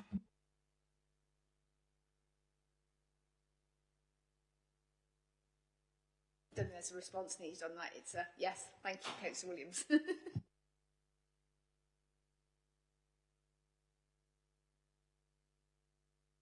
Have you finished with that? Yes, Chair. Yeah. I wanted to come in on that. Someone's take my hand down for me. Thank you. And the sustainable food place. Obviously, we've been involved in the past with that. I just want the sustainable food networks, obviously not just reacting, but how we get better food sustainability into the borough. I remember talking to Rachel in the past about this. I mean, it notes that I am the sustainability champion for the borough as well. And actually getting some form of resilience into it. I mean, the supermarkets and other people do an incredibly good job getting stuff in, and our various things for austerity support are brilliant. But how we get people to grow food, to supply food, and bearing in mind we are not particularly, although we've got a lot of more farms than people reckon, and an enormous number of allotments, of which I also am the chair, and those of us that grow our own food, how we get to do more of that. This report alludes that there's some of that going on, and that we have a minimal number of food businesses. How we encourage more, I think, is in this report. But I'm interested to hear officers' responses to that. I believe, is it Rachel O'Shaughnessy on that one? No, if I come in there, Chair, again, I'll put it in the chat. Prosperous Communities actually looked at food resilience and the whole plan on the 11th of May this year. Yeah. So all of the information that is referred to, in terms of what we're doing, obviously that, this report relates to 22-23. We're looking forward, and the work led by the team has actually, has been looked at by Prosperous. So I'll just put the link in the chat, and members can then peruse that as they wish, which will give the overall update. You got out of that one, didn't you? No, I don't blame you. But where are we going to go forward on that? You might have done that as a scrutiny, but there's a lot of it in this report.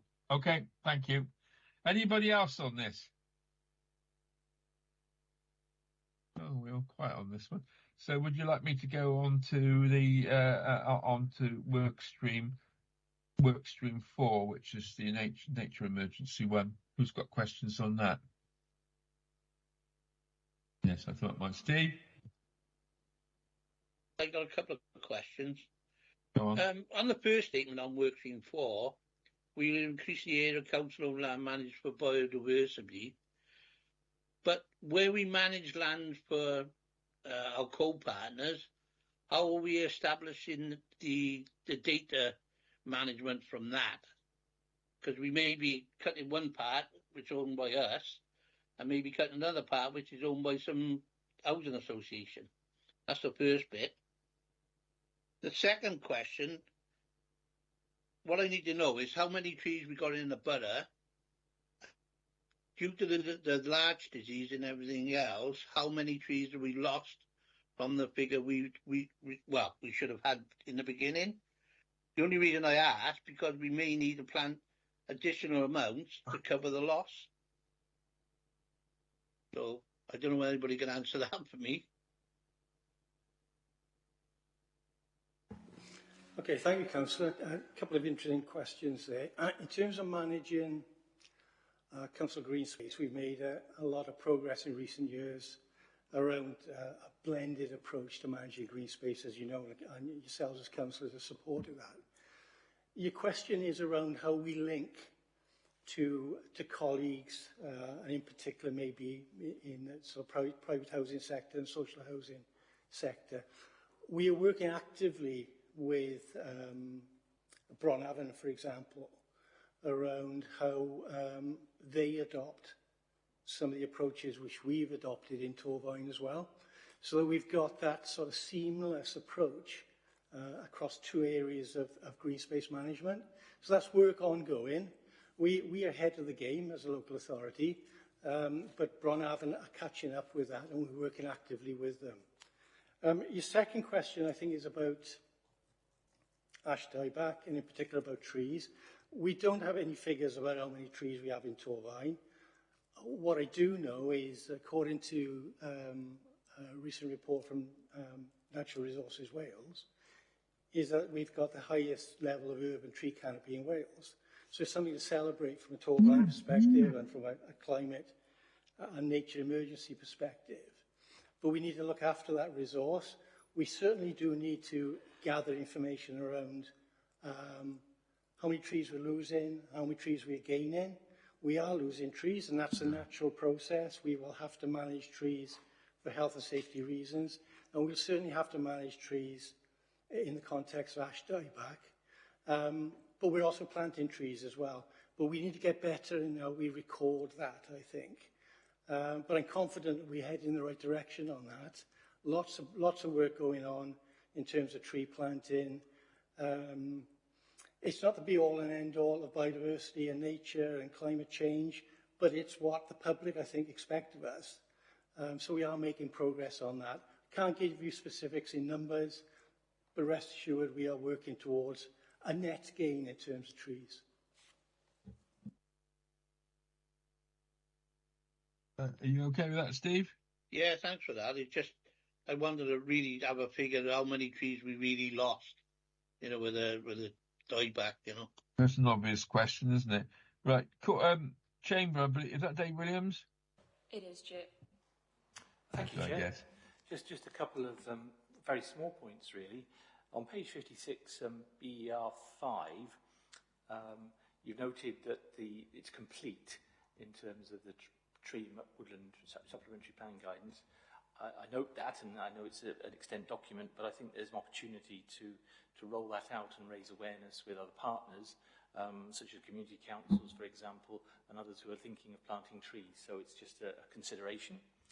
Then on BER 13, which is a little bit further down, great to see this work with schools to encourage seed collecting and sapling growing within school grounds. My only observation is perhaps that there's an opportunity to look at linking with such as the Woodland Trust to get experience or speakers and perhaps some good practice guides to help roll that out. And then finally, on page 58, there's reference to Green Grid. I think I'm reasonably well informed, but I don't know what this is.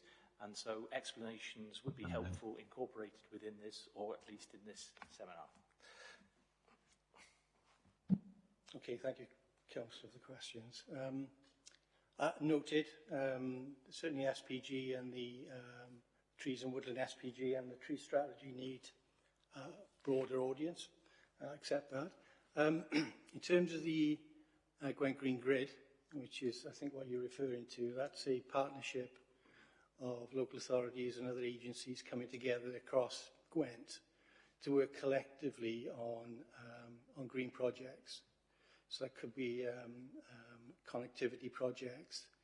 It makes sense to work on a strategic level because there's continuity or similarities between local authorities.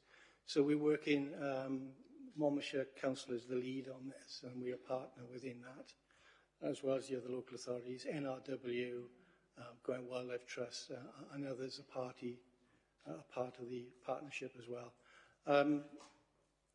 The partnership has been funded by Welsh Government in the past. There's continuity funding through HLF, which we've just started, and that is work ongoing.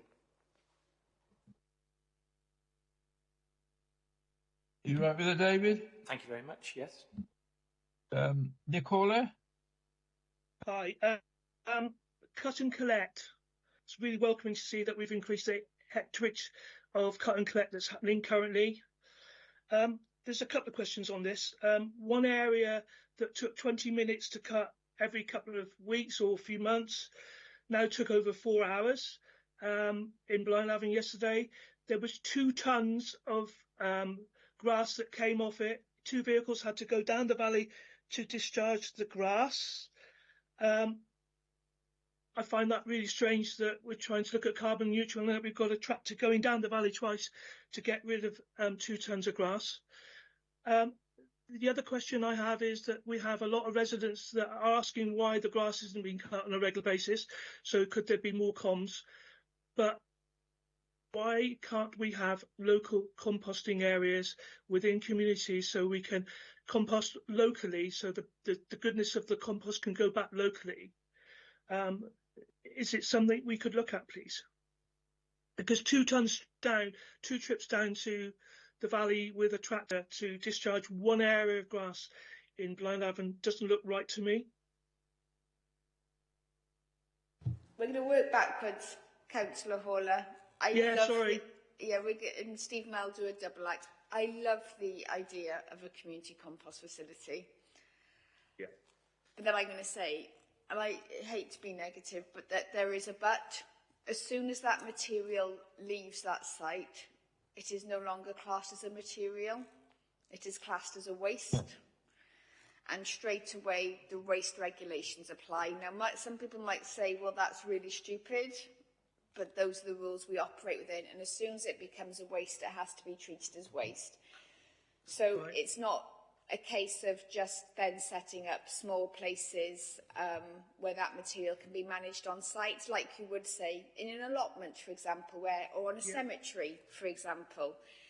Yeah. The reason it can be kept on site is because it's being kept on site. As soon as you take it off site, it needs to then come, and you have to have then what's called open windrow composting, suitable drainage, hard standings to manage the leachate so you don't get any runoff into water. Now, so it's not a case of you can do what we do on site. Now, if the material can be managed on site, but obviously if it's some of our playing fields, etc., then we don't have the spaces for it, also the verges. If we also take it down to the site, it becomes part of our recycling performance because it goes into our composting tonnage.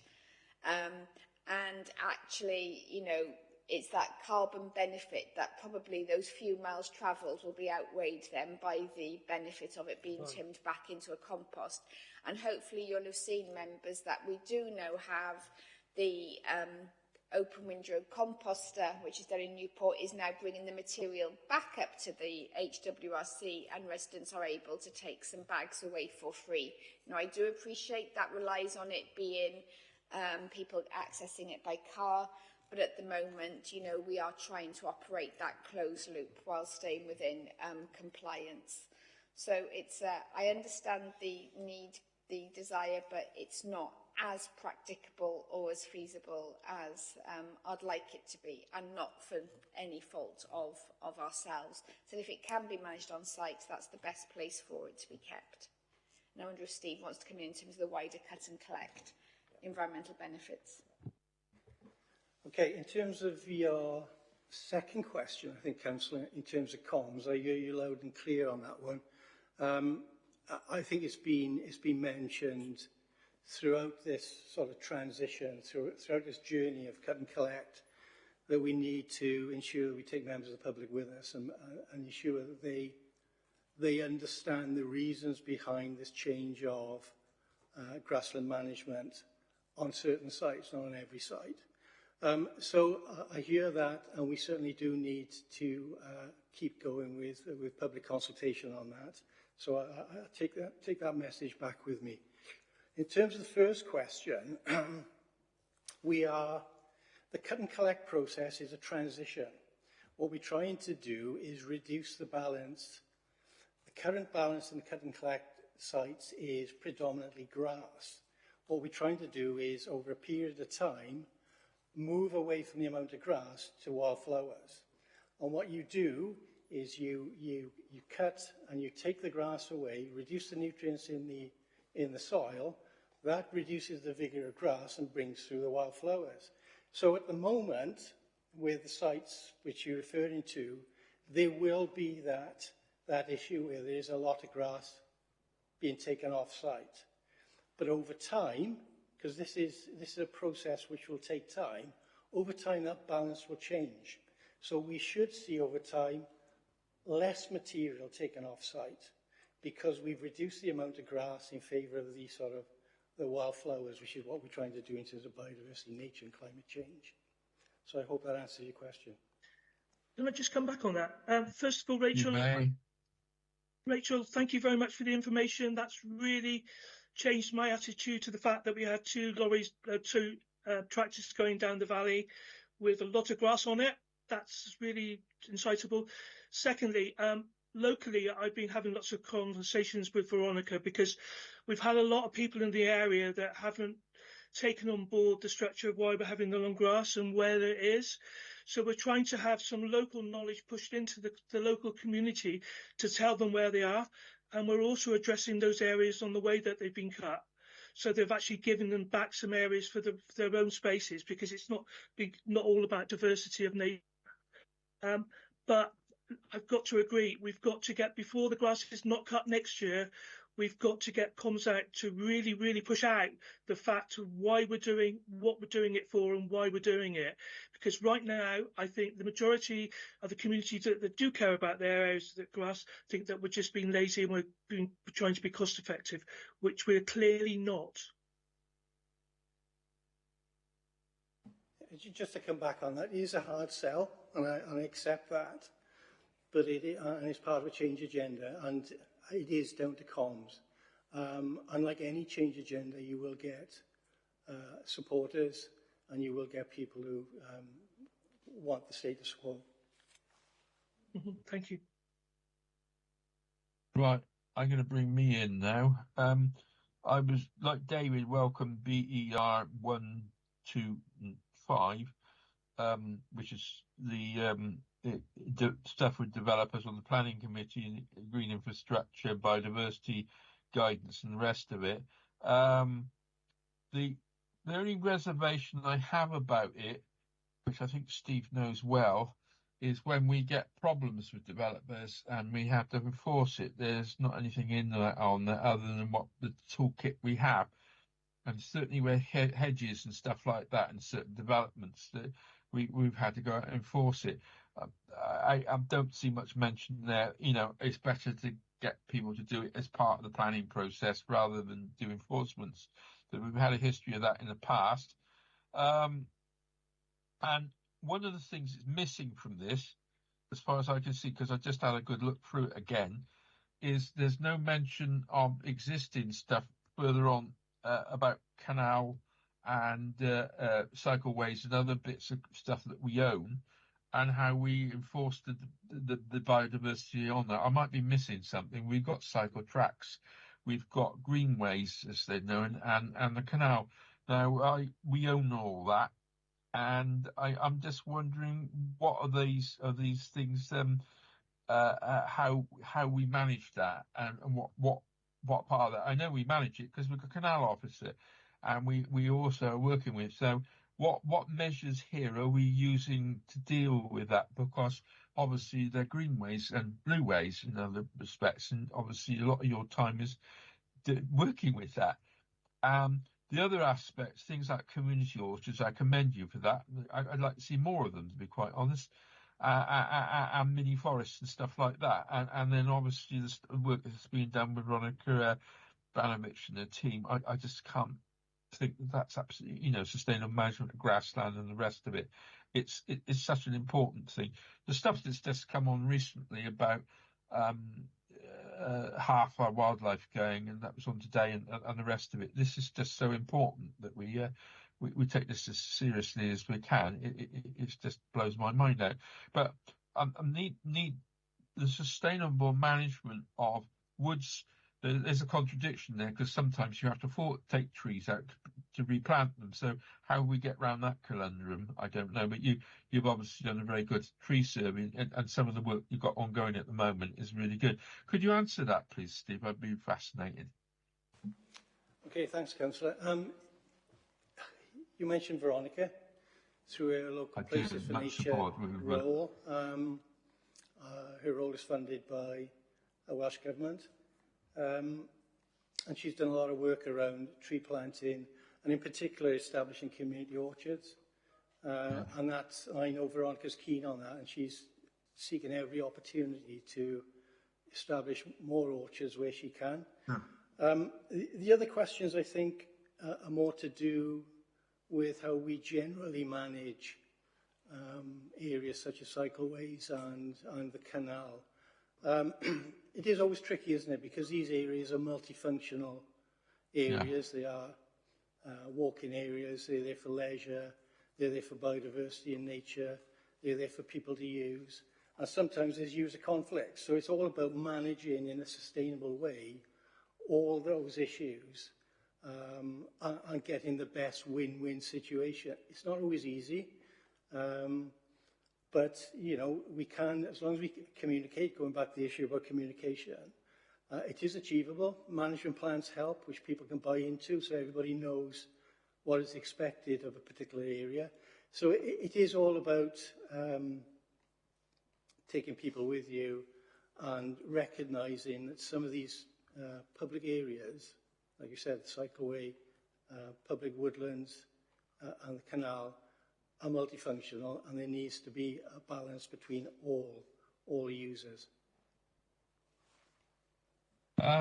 Yeah, so where are they mentioned? They're not particularly mentioned in this as part of this exercise, are they? I think you could sort of drop them into the green infrastructure references within the report. You know, they are important strategic corridors. So you could, whilst they might not be mentioned in there specifically, I think they are key parts of our green infrastructure. I've always been of the opinion that the canal should actually be part of this setup. Would that be a reasonable thing to suggest? I'll go back to Rachel now. Yeah, we can certainly, as you've flagged, there's certainly lots of work going on, and an officer leading that work. So we'll certainly look to include that in the next iteration of the plan, so that we could make that a recommendation, because there's an awful lot of work in there, and it just seems obvious it's not here really. Thank you for that. Steve Evans. Yeah, thank you, Chair. Yeah, just coming back to, I asked the tree thing, but I forgot about the orchard.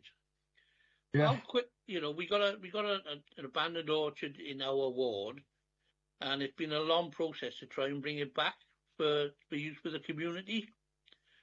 How quick can we turn things round to get these things working for the community and get it to support our climate and our, you know, our community cohesion with engaging people to, you know, to bring this on board? So, you know, could you give me sort of a guideline how quick we can turn things around to get people involved?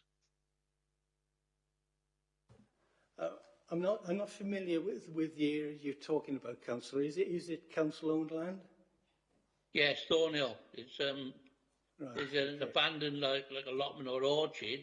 We've been trying to get back into use. We're keeping on about it. We're just getting no feedback about it. Sorry to interrupt, You know, the residents are asking us about it, so...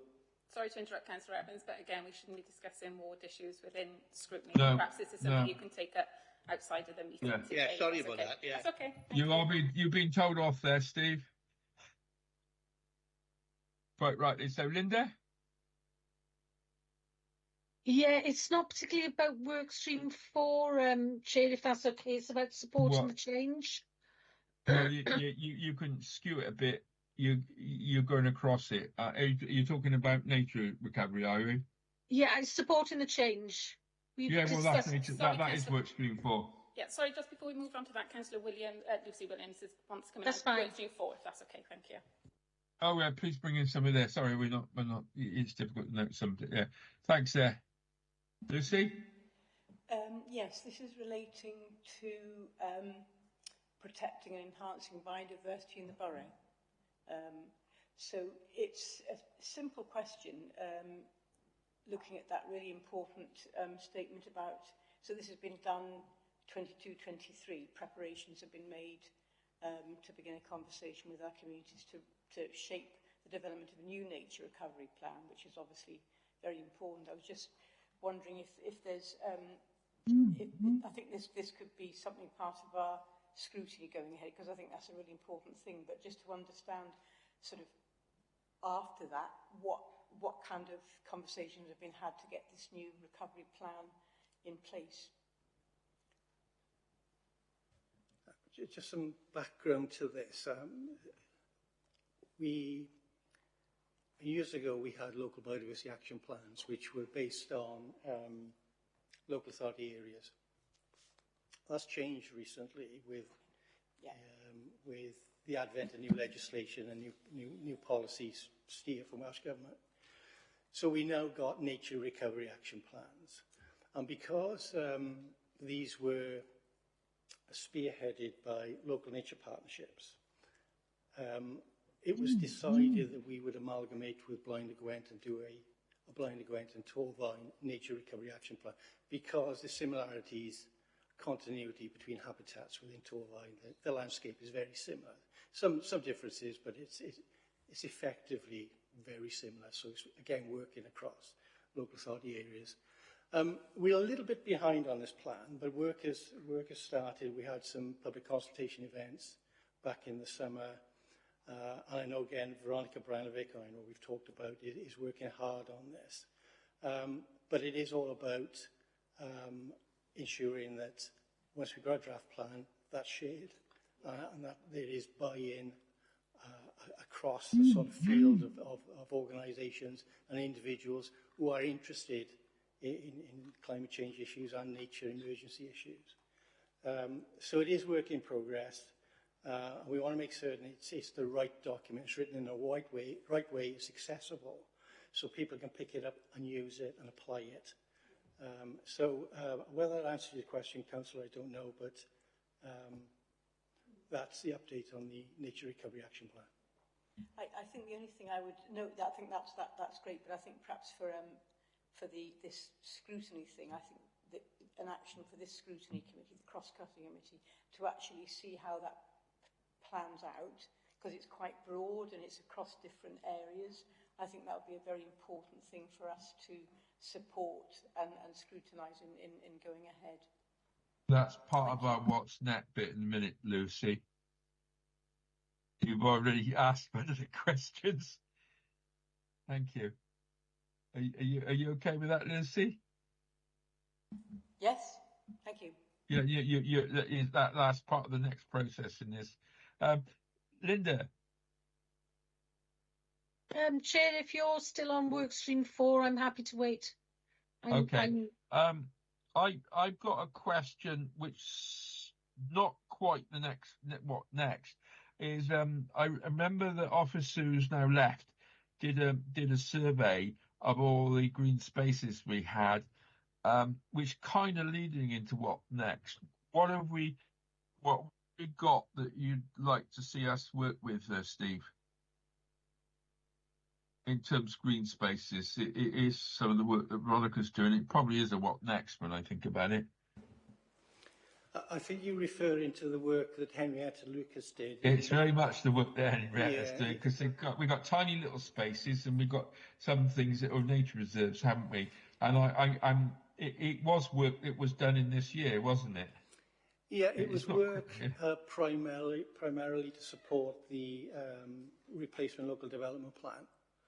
But it has a wider use, obviously. It was a very good piece of work that identified our green space in Torfaen and identified opportunities to enhance that green space. So it's a document which isn't just used through the planning process, or can be used through the planning process. It's a document that can be picked up by any department, any team, and help them use it to inform the work that they do. There is a layer on our internal GIS system which supports the work that Henrietta has done. So that is widely available to anybody in Torfaen to look at and to use to help them make sustainable decisions around green space. Right, I'm minded of the fact there's two other bits to this work. One is supporting the change, which Linda reminded me of. Thank you very much. You've got the four work streams make up our climate emergency, nature emergency programme. We're also undertaking actions to support and achieve our objectives. These are set out in 66 to 68 members' questions. And then after that, which sort of flows on from it, what next, which is on page 69 for 23-24. I put them both together, which gives you a chance to sort of think about it while we've still got the officers, because I'm sure they've got some very trenchant views on said subject. Linda. Thank you, Chair. I'm looking at CC1, training our staff and elected members. I can see progress has been made. I've been attended some of the seminars that have been held, but it's showing up as an amber. So I was wondering what more progress is being done. It would appear to me to be a lifelong learning issue. So it's something that we really need continual education on, and maybe an element of mandatory as well. So I was just wondering if there's any progress being made in that direction. Who wants to answer that one? Mandatory, that's an interesting word. Well, I'll answer this one. Thank you, that's a really good question. We developed some e-learning for all staff that could be rolled out, that covered the whole kind of spectrum of what's covered in this report, so the 4 work streams.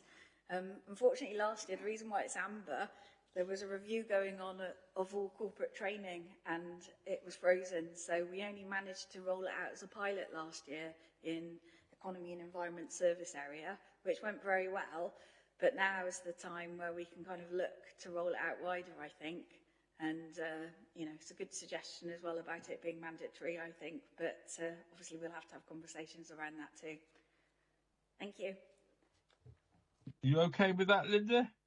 Yeah, that's good. It's just to know that it's on board. It seems such a crucial part that we're all aware of our obligations and the nature and urgency of what we're trying to achieve. Thank you. That's great. I thought question number 2 in this, consider the climate nature emergency in the decision-making process.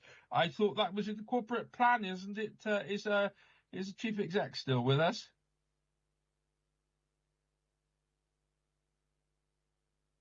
There we are. That's a question, isn't it? Sorry, Councillor. Would you mind repeating the question? Sorry, I was. Yeah, supporting the change. CC2. I thought the amber question, which is consider the climate and nature emergency decision-making process. We do this by including in our integrated impact assessment. But I thought that this whole thing was part of the council policy, corporate plan anyway. Yeah, it is, Councillor. But and Rachel has got more details on that. If you wanted to expand on that, Rachel, do you want to pick that? Let's expand on it a little bit, because I just thought it's one of these things we can't ignore. Yeah, no, that's a good question, and you know, as a council, we've really embedded it into the heart of the way that we work. So you're absolutely right. It's one of our wellbeing objectives in the county plan, so it's been driven that way. And then also colleagues in performance have been looking at our integrated impact assessment to make sure that it's included in that as well. So that's another mechanism that we can make sure that we're giving consideration to the climate and nature emergency through decision making as well. So, thank you very much. Thank you. So any more want to come in on this? David Williams, Chair. David Williams, yes, I thought you might, Dave. Thank you, Chair. It was only really, again, a consideration building on that in terms of our rollout. That perhaps there could be some consideration in terms of developing a module that can be rolled out to schools so that they're also aware of sort of some of the key information about climate and emergency, nature emergency. That would just be a suggestion that we could perhaps consider going forward. I think, Chair, you suggested we could look at the what next as well. So yes, please, David, you've got some ideas there. Let's have them. Really just a couple of observations rather than anything else. One, when we're talking about developing an internal energy efficiency behaviour change campaign, I think this kind of thing has been done before, can be quite difficult, but I guess it was really a consideration rather than a detailed answer as to whether the new setup we have in the Civic actually enhances this and gives us an opportunity, because we've got greater energy efficiency incorporated in what we have. So that's an observation. Secondly, to support the suggestion around a food summit, and that's on an annual basis, and potentially, again, outside of the meeting, maybe there's a link to some work that I know is being done by Public Health with vegetable champions, because I was a vegetable champion for 6 months. So that's a consideration. And finally, in the workstream 4, perhaps we could have a target to look at creating a couple of further tiny forests within our local parks, as has been done at Brookland Park, I think you mentioned. And that would be the summation of my comments to add for the final strand. Right, Nicola, you've got some suggestions for that one by the sound of it? No, I've got one on workstream workstream 2. I was just going to ask, what additional material are you investigating to be recycled at the curbside? Thanks, Councillor. So obviously this relates to 22-23. So this was relating to the small electrics, and also the batteries that we've rolled out and enhanced the textiles. So it's all that stuff. Okay. It's all joined up to the AIG work. We're not doing anything different to what you're aware of. Okay, thank you. All I'd like to say is, Chair, that most of the stuff we see is suggested here is really good. My wife has been incredibly pleased about stretchy plastic. It's something that annoys the living daylights out of her. I like to say Mrs. Ashley's consideration. Say that because it drives her mad. And I do agree with David about the food summit. And any more tree planting would be brilliant, because we can't do too much of it as far as I'm concerned. Anything else from members? It's your chance. God, Steve, you're nodding your head. Anyway, I'm going to count to 3, and if there's not, I will thank the officers for their lovely contribution on this. And it's your chance. We then formulate. Thank you, Nick. You've done it. So thank you very much, officers, for what's been a really interesting scrutiny. And we look forward to doing this again next year. Okay? Any comments from officers before you go, Rachel? Just like to say thank you, Chair, and thank you to the members, and look forward to receiving your recommendations. You certainly will get those with this lot, and you are free to go. Thank you very much indeed for your help. That's brilliant.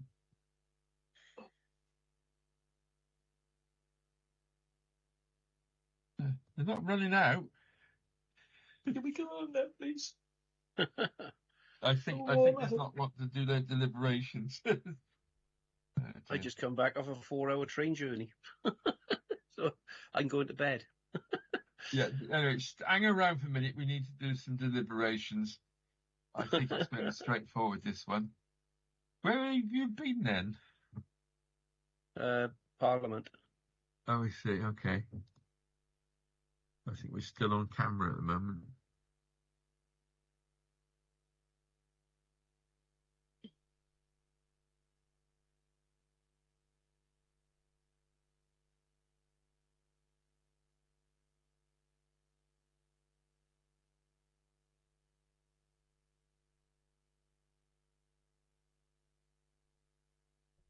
Thing lasts.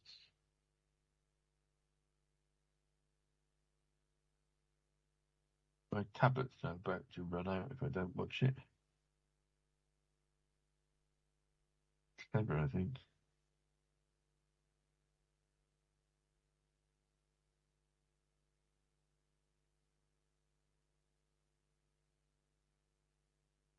Okay.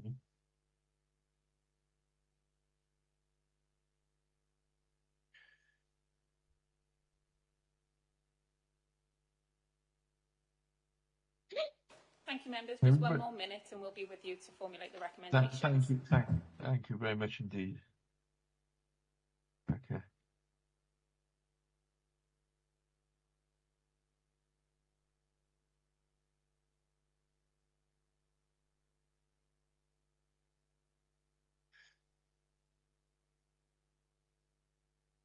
That's the bit I'm looking for.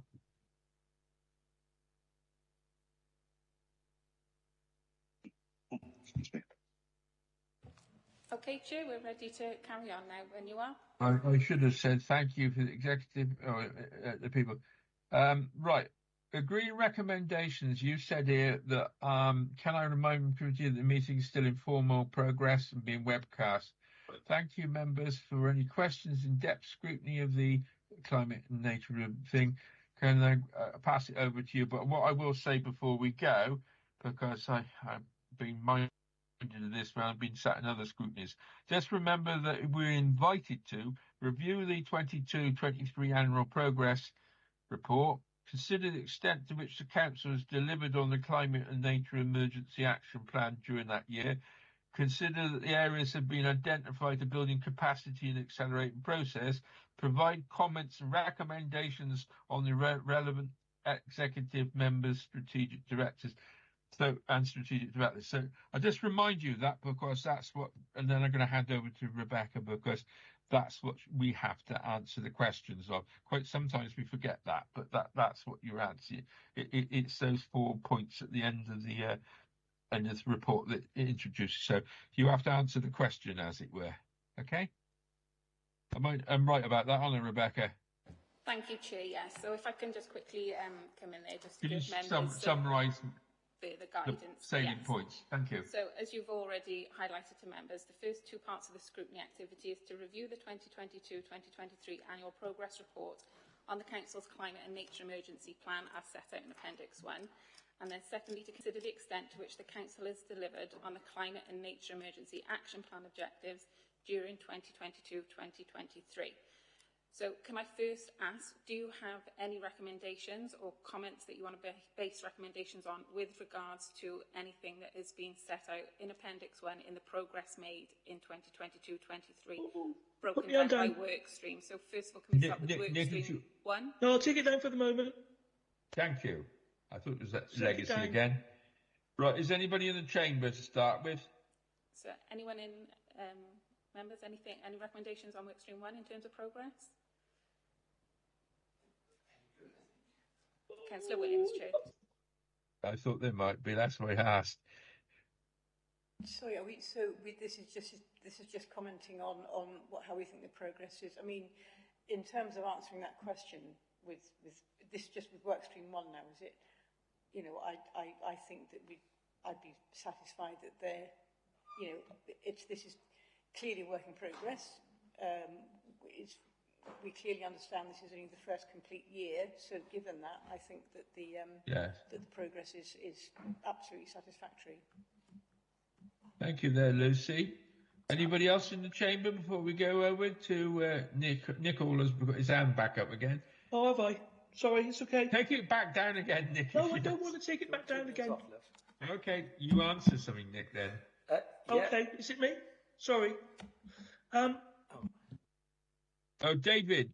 David's ready to roll. Come on, Dave. It's just to say that I think on work stream 1, I think there's pretty good progress. There's not too many ambers or reds, and I think the commentary from officers indicated the work that was going on behind some of those actions. So I felt satisfied that we were making some useful progress.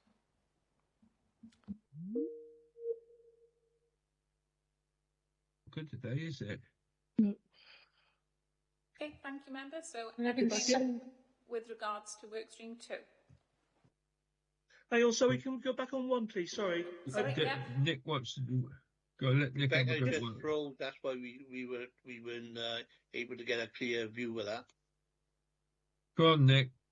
Just something about the fact that there are members of the workforce that want to use the local facilities, and access for locking up the bicycles is at red at the moment. And if they want to get more people to use that kind of transport, then they've got to make it more accessible and more safe. Thank you, Nick. Thank you, Councillor. Right, Rebecca, what have you got in your notes? Because I don't see your hands coming up here much. So if we move on to work stream 2, Chair, I've noted down Councillor Haller's point there. So if we move on just to determine when you're satisfied with progress on work stream 2. Go on. Yeah, Chair. Go on, Rose. Yeah, thanks, Chair. I think there's a recommendation on the EV charging. That was distinctly so, wasn't there? Yeah, we seem to be a little bit behind on that, and as questions are being asked by the public, I just wondered what the situation would be. So was that with regards to your earlier point, Councillor Seaborn, about the uncertainty around land and what it's on? So yeah, okay. Well, how to actually go about it, Rebecca? You know, people are not aware how they get an electric charger outside their house or within their community. Thank you. I've noted that, Councillor Seaborn. Unless there's also the. Just a minute. Councillor Hall, go on. Yep. Yeah, there's also about the issue about EV chargers and the community. They're saying that there's 88. I think they said there was 88 points in the borough, but they're not really well advertised. Well, I don't see them advertised. Does that make sense? Would that come under the guidance for residents? Yeah, one at a time, please. I'll wrap that up in sort of one recommendation with regards to information and signposting to the public. Okay. Yeah. So moving on to work stream 3 and the progress. No, just a minute.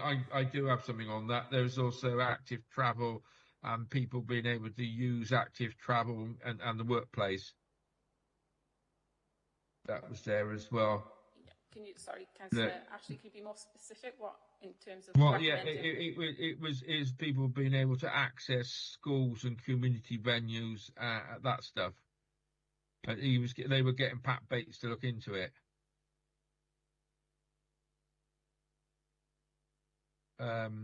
Because I'll note that down perhaps more as a comment than a yeah, no, I don't mind as it's a comment, but it was quite a reasonable. Jason.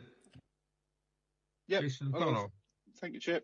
Sorry I came in quite late, but I've just noticed I had a quick question on the work stream. They've got resource restrictions and human resources, which is preventing them from achieving some of their goals in terms of cycle to work schemes, etc. So what are they doing to address those pressures? Apologies, Councillor Connell, but the officers have left the meeting now. Yeah, we can pop that down perhaps on the action sheet and send round an email update for you to committee. Yeah, no worries. Thank you. Thank you. Right, work stream 3 then. Okay, and finally work stream 4 then, just based on the progress. Yeah. No, so you're all satisfied with those. I think the more interesting one was the 2 things on the end. Yeah, we'll move on to those after the section. So Councillor Lucy Williams wants to come in, and then Councillor Clarkson. Councillor Williams. Okay. Just to confirm, I think it would be a useful action to see how the progress with the this is the state of nature recovery report, which we mentioned before. I think that'd be useful as a formal action for scrutiny, because it's quite new and it's developing, and it'd be, I think, important to see next year how that's actually come into place. Councillor Clarkson. Oh, yeah, thanks. Could we put something in? It was clearly identified in there that comms and bringing people with us is really important. So could we put something in about continuing to improve the comms that we're putting out, and continuing to sort of inform people of the reasons why we're carrying out some of these activities? Thank you, Councillor Clarkson. Okay, so unless, Councillor Hawley, did you have something specifically on looking back on progress? I hope Linda will agree with this one. I think that we need to be asking for plans of action to move active travel safer during the evenings within the communities.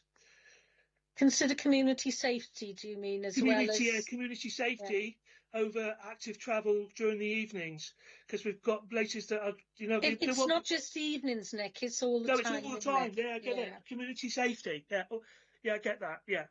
Sorry, members, if I can just come in there quickly. Obviously, I know active travel has been heavily considered by the Cleaner Communities O&S committee. So really, you need to be making recommendations that are focused on this performance report from the last year and then steps going forward. But I will make a note of that in the comments, if that's okay, just that you would like that highlighted. Thank you. Councillor Williams in the Chamber, Chair. Okay. I think it was the point I made, which was actually, there should be some monitoring system to see how well and how frequently the active travel routes are being used. There's a lot of investment going into this. We need to see if our comms are actually encouraging people to take active travel routes, are actually being effective. Yeah. Yeah, we could work with Sustrans on that, couldn't we? They've got counters and things. Yeah, exactly that, Linda. Yeah. Okay, thank you, members. So moving on then to considering areas that have been identified for building capacity and accelerating progress. So again, if I can ask that we break those down on work streams. So in terms of future work and building capacity, can I ask you to run through any recommendations you have on those? I'm going to put them on the spot a bit now. Councillor Williams, I know you made several throughout the course of the meeting, sort of in terms of targets, etc. Have you got that list to hand there that you could run through? I think on work stream 1, there was one about the actual targets, I believe, P1.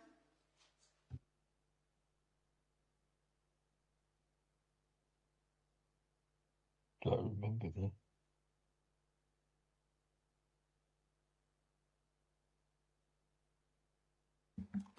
Apologies. The procurement. That's quite a difficult one. Sorry, members, that's my fault. That was work stream 1. I didn't have anything noted there. It was work stream 2. Sorry, Councillor Williams, P1. You mentioned about targets. Yes, sorry. My fault. That was EW6 and EW7. They were both very, woolly, really. They were very woolly. I think they could be. They didn't really have a target, so I think they could be a little bit tighter to actually set out some level of target, and also some level of reaching out to both communities and to businesses for examples of where they have been taking net zero initiatives. I'd also asked them about, if you remember rightly, asked them about community hubs and working towards using them, which I know something slightly different, but it was developing community infrastructure, and he said he'd look into that. Thank you, Councillor Ashley. Any other recommendations in terms of moving forward with work stream 2? Yeah, the only thing I was going to say, we need to have clear and concise performance management data. Yeah. Because if you look at it, it's quite sporadic throughout the whole report. I mean, Dave's wild and woolly is about right. The thing is that they're going from an idea through to specific, and the more we do this, the more it's got about data and specifics, and I think that's just what I feel about some of this. Sorry, I did also mention as a specific thing the Nifty Thrifty e-newsletter, which I don't know there was much awareness of, and that's obviously a good opportunity to get some of this out to... That was under 4, wasn't it? No, that was under work stream 2, Chair. All right, well done, Dave. We did notice that one. It's comms again, isn't it? Yeah. It's always comms, isn't it? This is the trouble. If I may, Chair, coming in again, I think there was also the point, actually, which I think was being acknowledged, which was to actually sort of pull together the information about the different energy support schemes to be able to support citizens wherever they live in Torvine. I'm not quite sure the right wording, Becky, but I think you know what I'm saying. Good point. Thank you, members. So, unless there's nothing further, then moving on to work stream 3. Go on. Again, I've got R3 noted down here. Councillor Williams, I think that might have been you again. Was it R3? Let's have a look.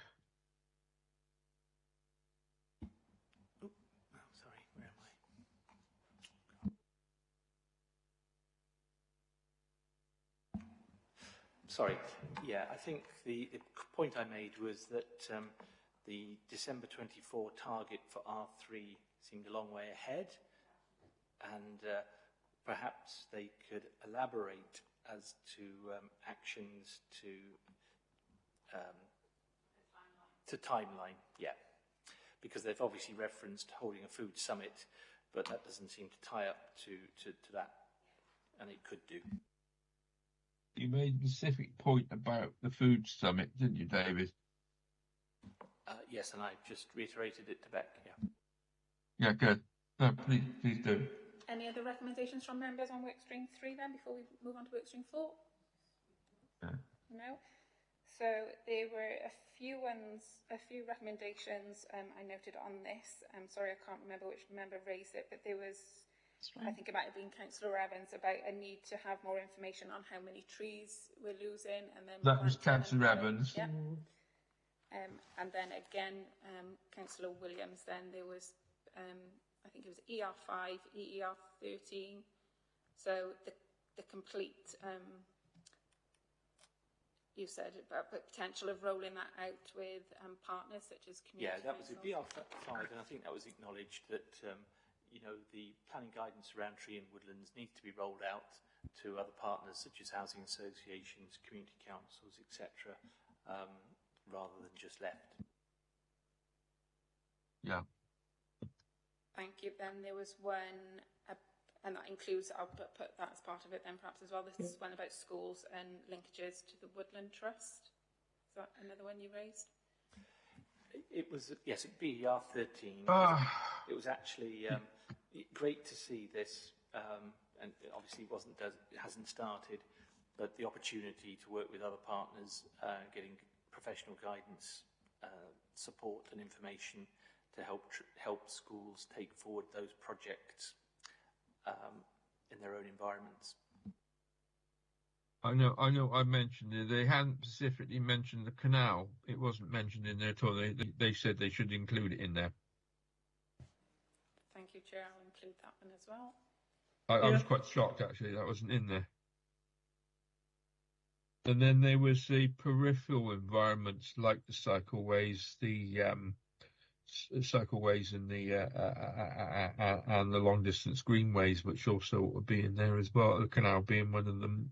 You know, they don't fit in what they were talking about. Thank you, member. So in terms sorry, I have one. Sorry. Go on. Go on, Councillor. Just about the grasslands, more consultation between members so they can relay out into the communities on what grassland is not going to be cut like next year and not have a situation like we've had this year. More consultation. Yeah, if I can just come in. More consultation with the members. I know it was touched on during the meeting, but we need to, or you as a committee need to be making recommendations that are focused on the report that you've looked at today, because you haven't scrutinised grass cutting. Okay, sorry. Sorry, no, that's fine. Thank you. Just to add, I think for Councillor Evans' point, BER4 is the appropriate reference because he wanted to make sure that that was happening. It's down as green. I don't think it is. Thank you. Right. So we got the bit so this covers the supporting the change in the what next bit, does it, Bex? Unless members have got anything else to add, Chair. That's why I'm bringing that bit up, because that's the obviously part of it. So, you right there on that one, David? If I could, perhaps, in terms of supporting the change, I did make a suggestion that as we're training staff and elected members, we could consider whether there's any training package that could be available to our schools to inform and educate our children around climate change and nature emergency, specifically in Torby. We might have to do a bespoke one if there isn't one. Thank you, Councillor Clarkson. Yeah, just to add to that point that David's put, that we put some priority into catching up with the training and education. Yeah. Thank you, Councillor Clarkson. Right, anything more while Rebecca's got it still open? Hold your peace. So thank you So members, I will formulate those, myself and Garrett will formulate those and send them to you as a committee for you to look through before they are then sent off to the executive member and officers for responses. Thank you very much. Right. See some of you in the morning. No, just a minute. Section number 6, the date and times of next meeting. The next meeting of the cross-cutting resources meeting will be on Tuesday, 14th of November, and the first of 2 meetings looking at budget setting process. Okay? Mm-hmm. This is the last bit, it's really important. Can I thank members and officers for attending and contributing to the meeting? I now close the meeting. Thank you very much. I think you've done really well on this. It wasn't an easy one, because you didn't have a pre on this at all. So I think you've done really, really well on that. Thank you, everybody. And thank you to those that persevered me going out for a couple of seconds.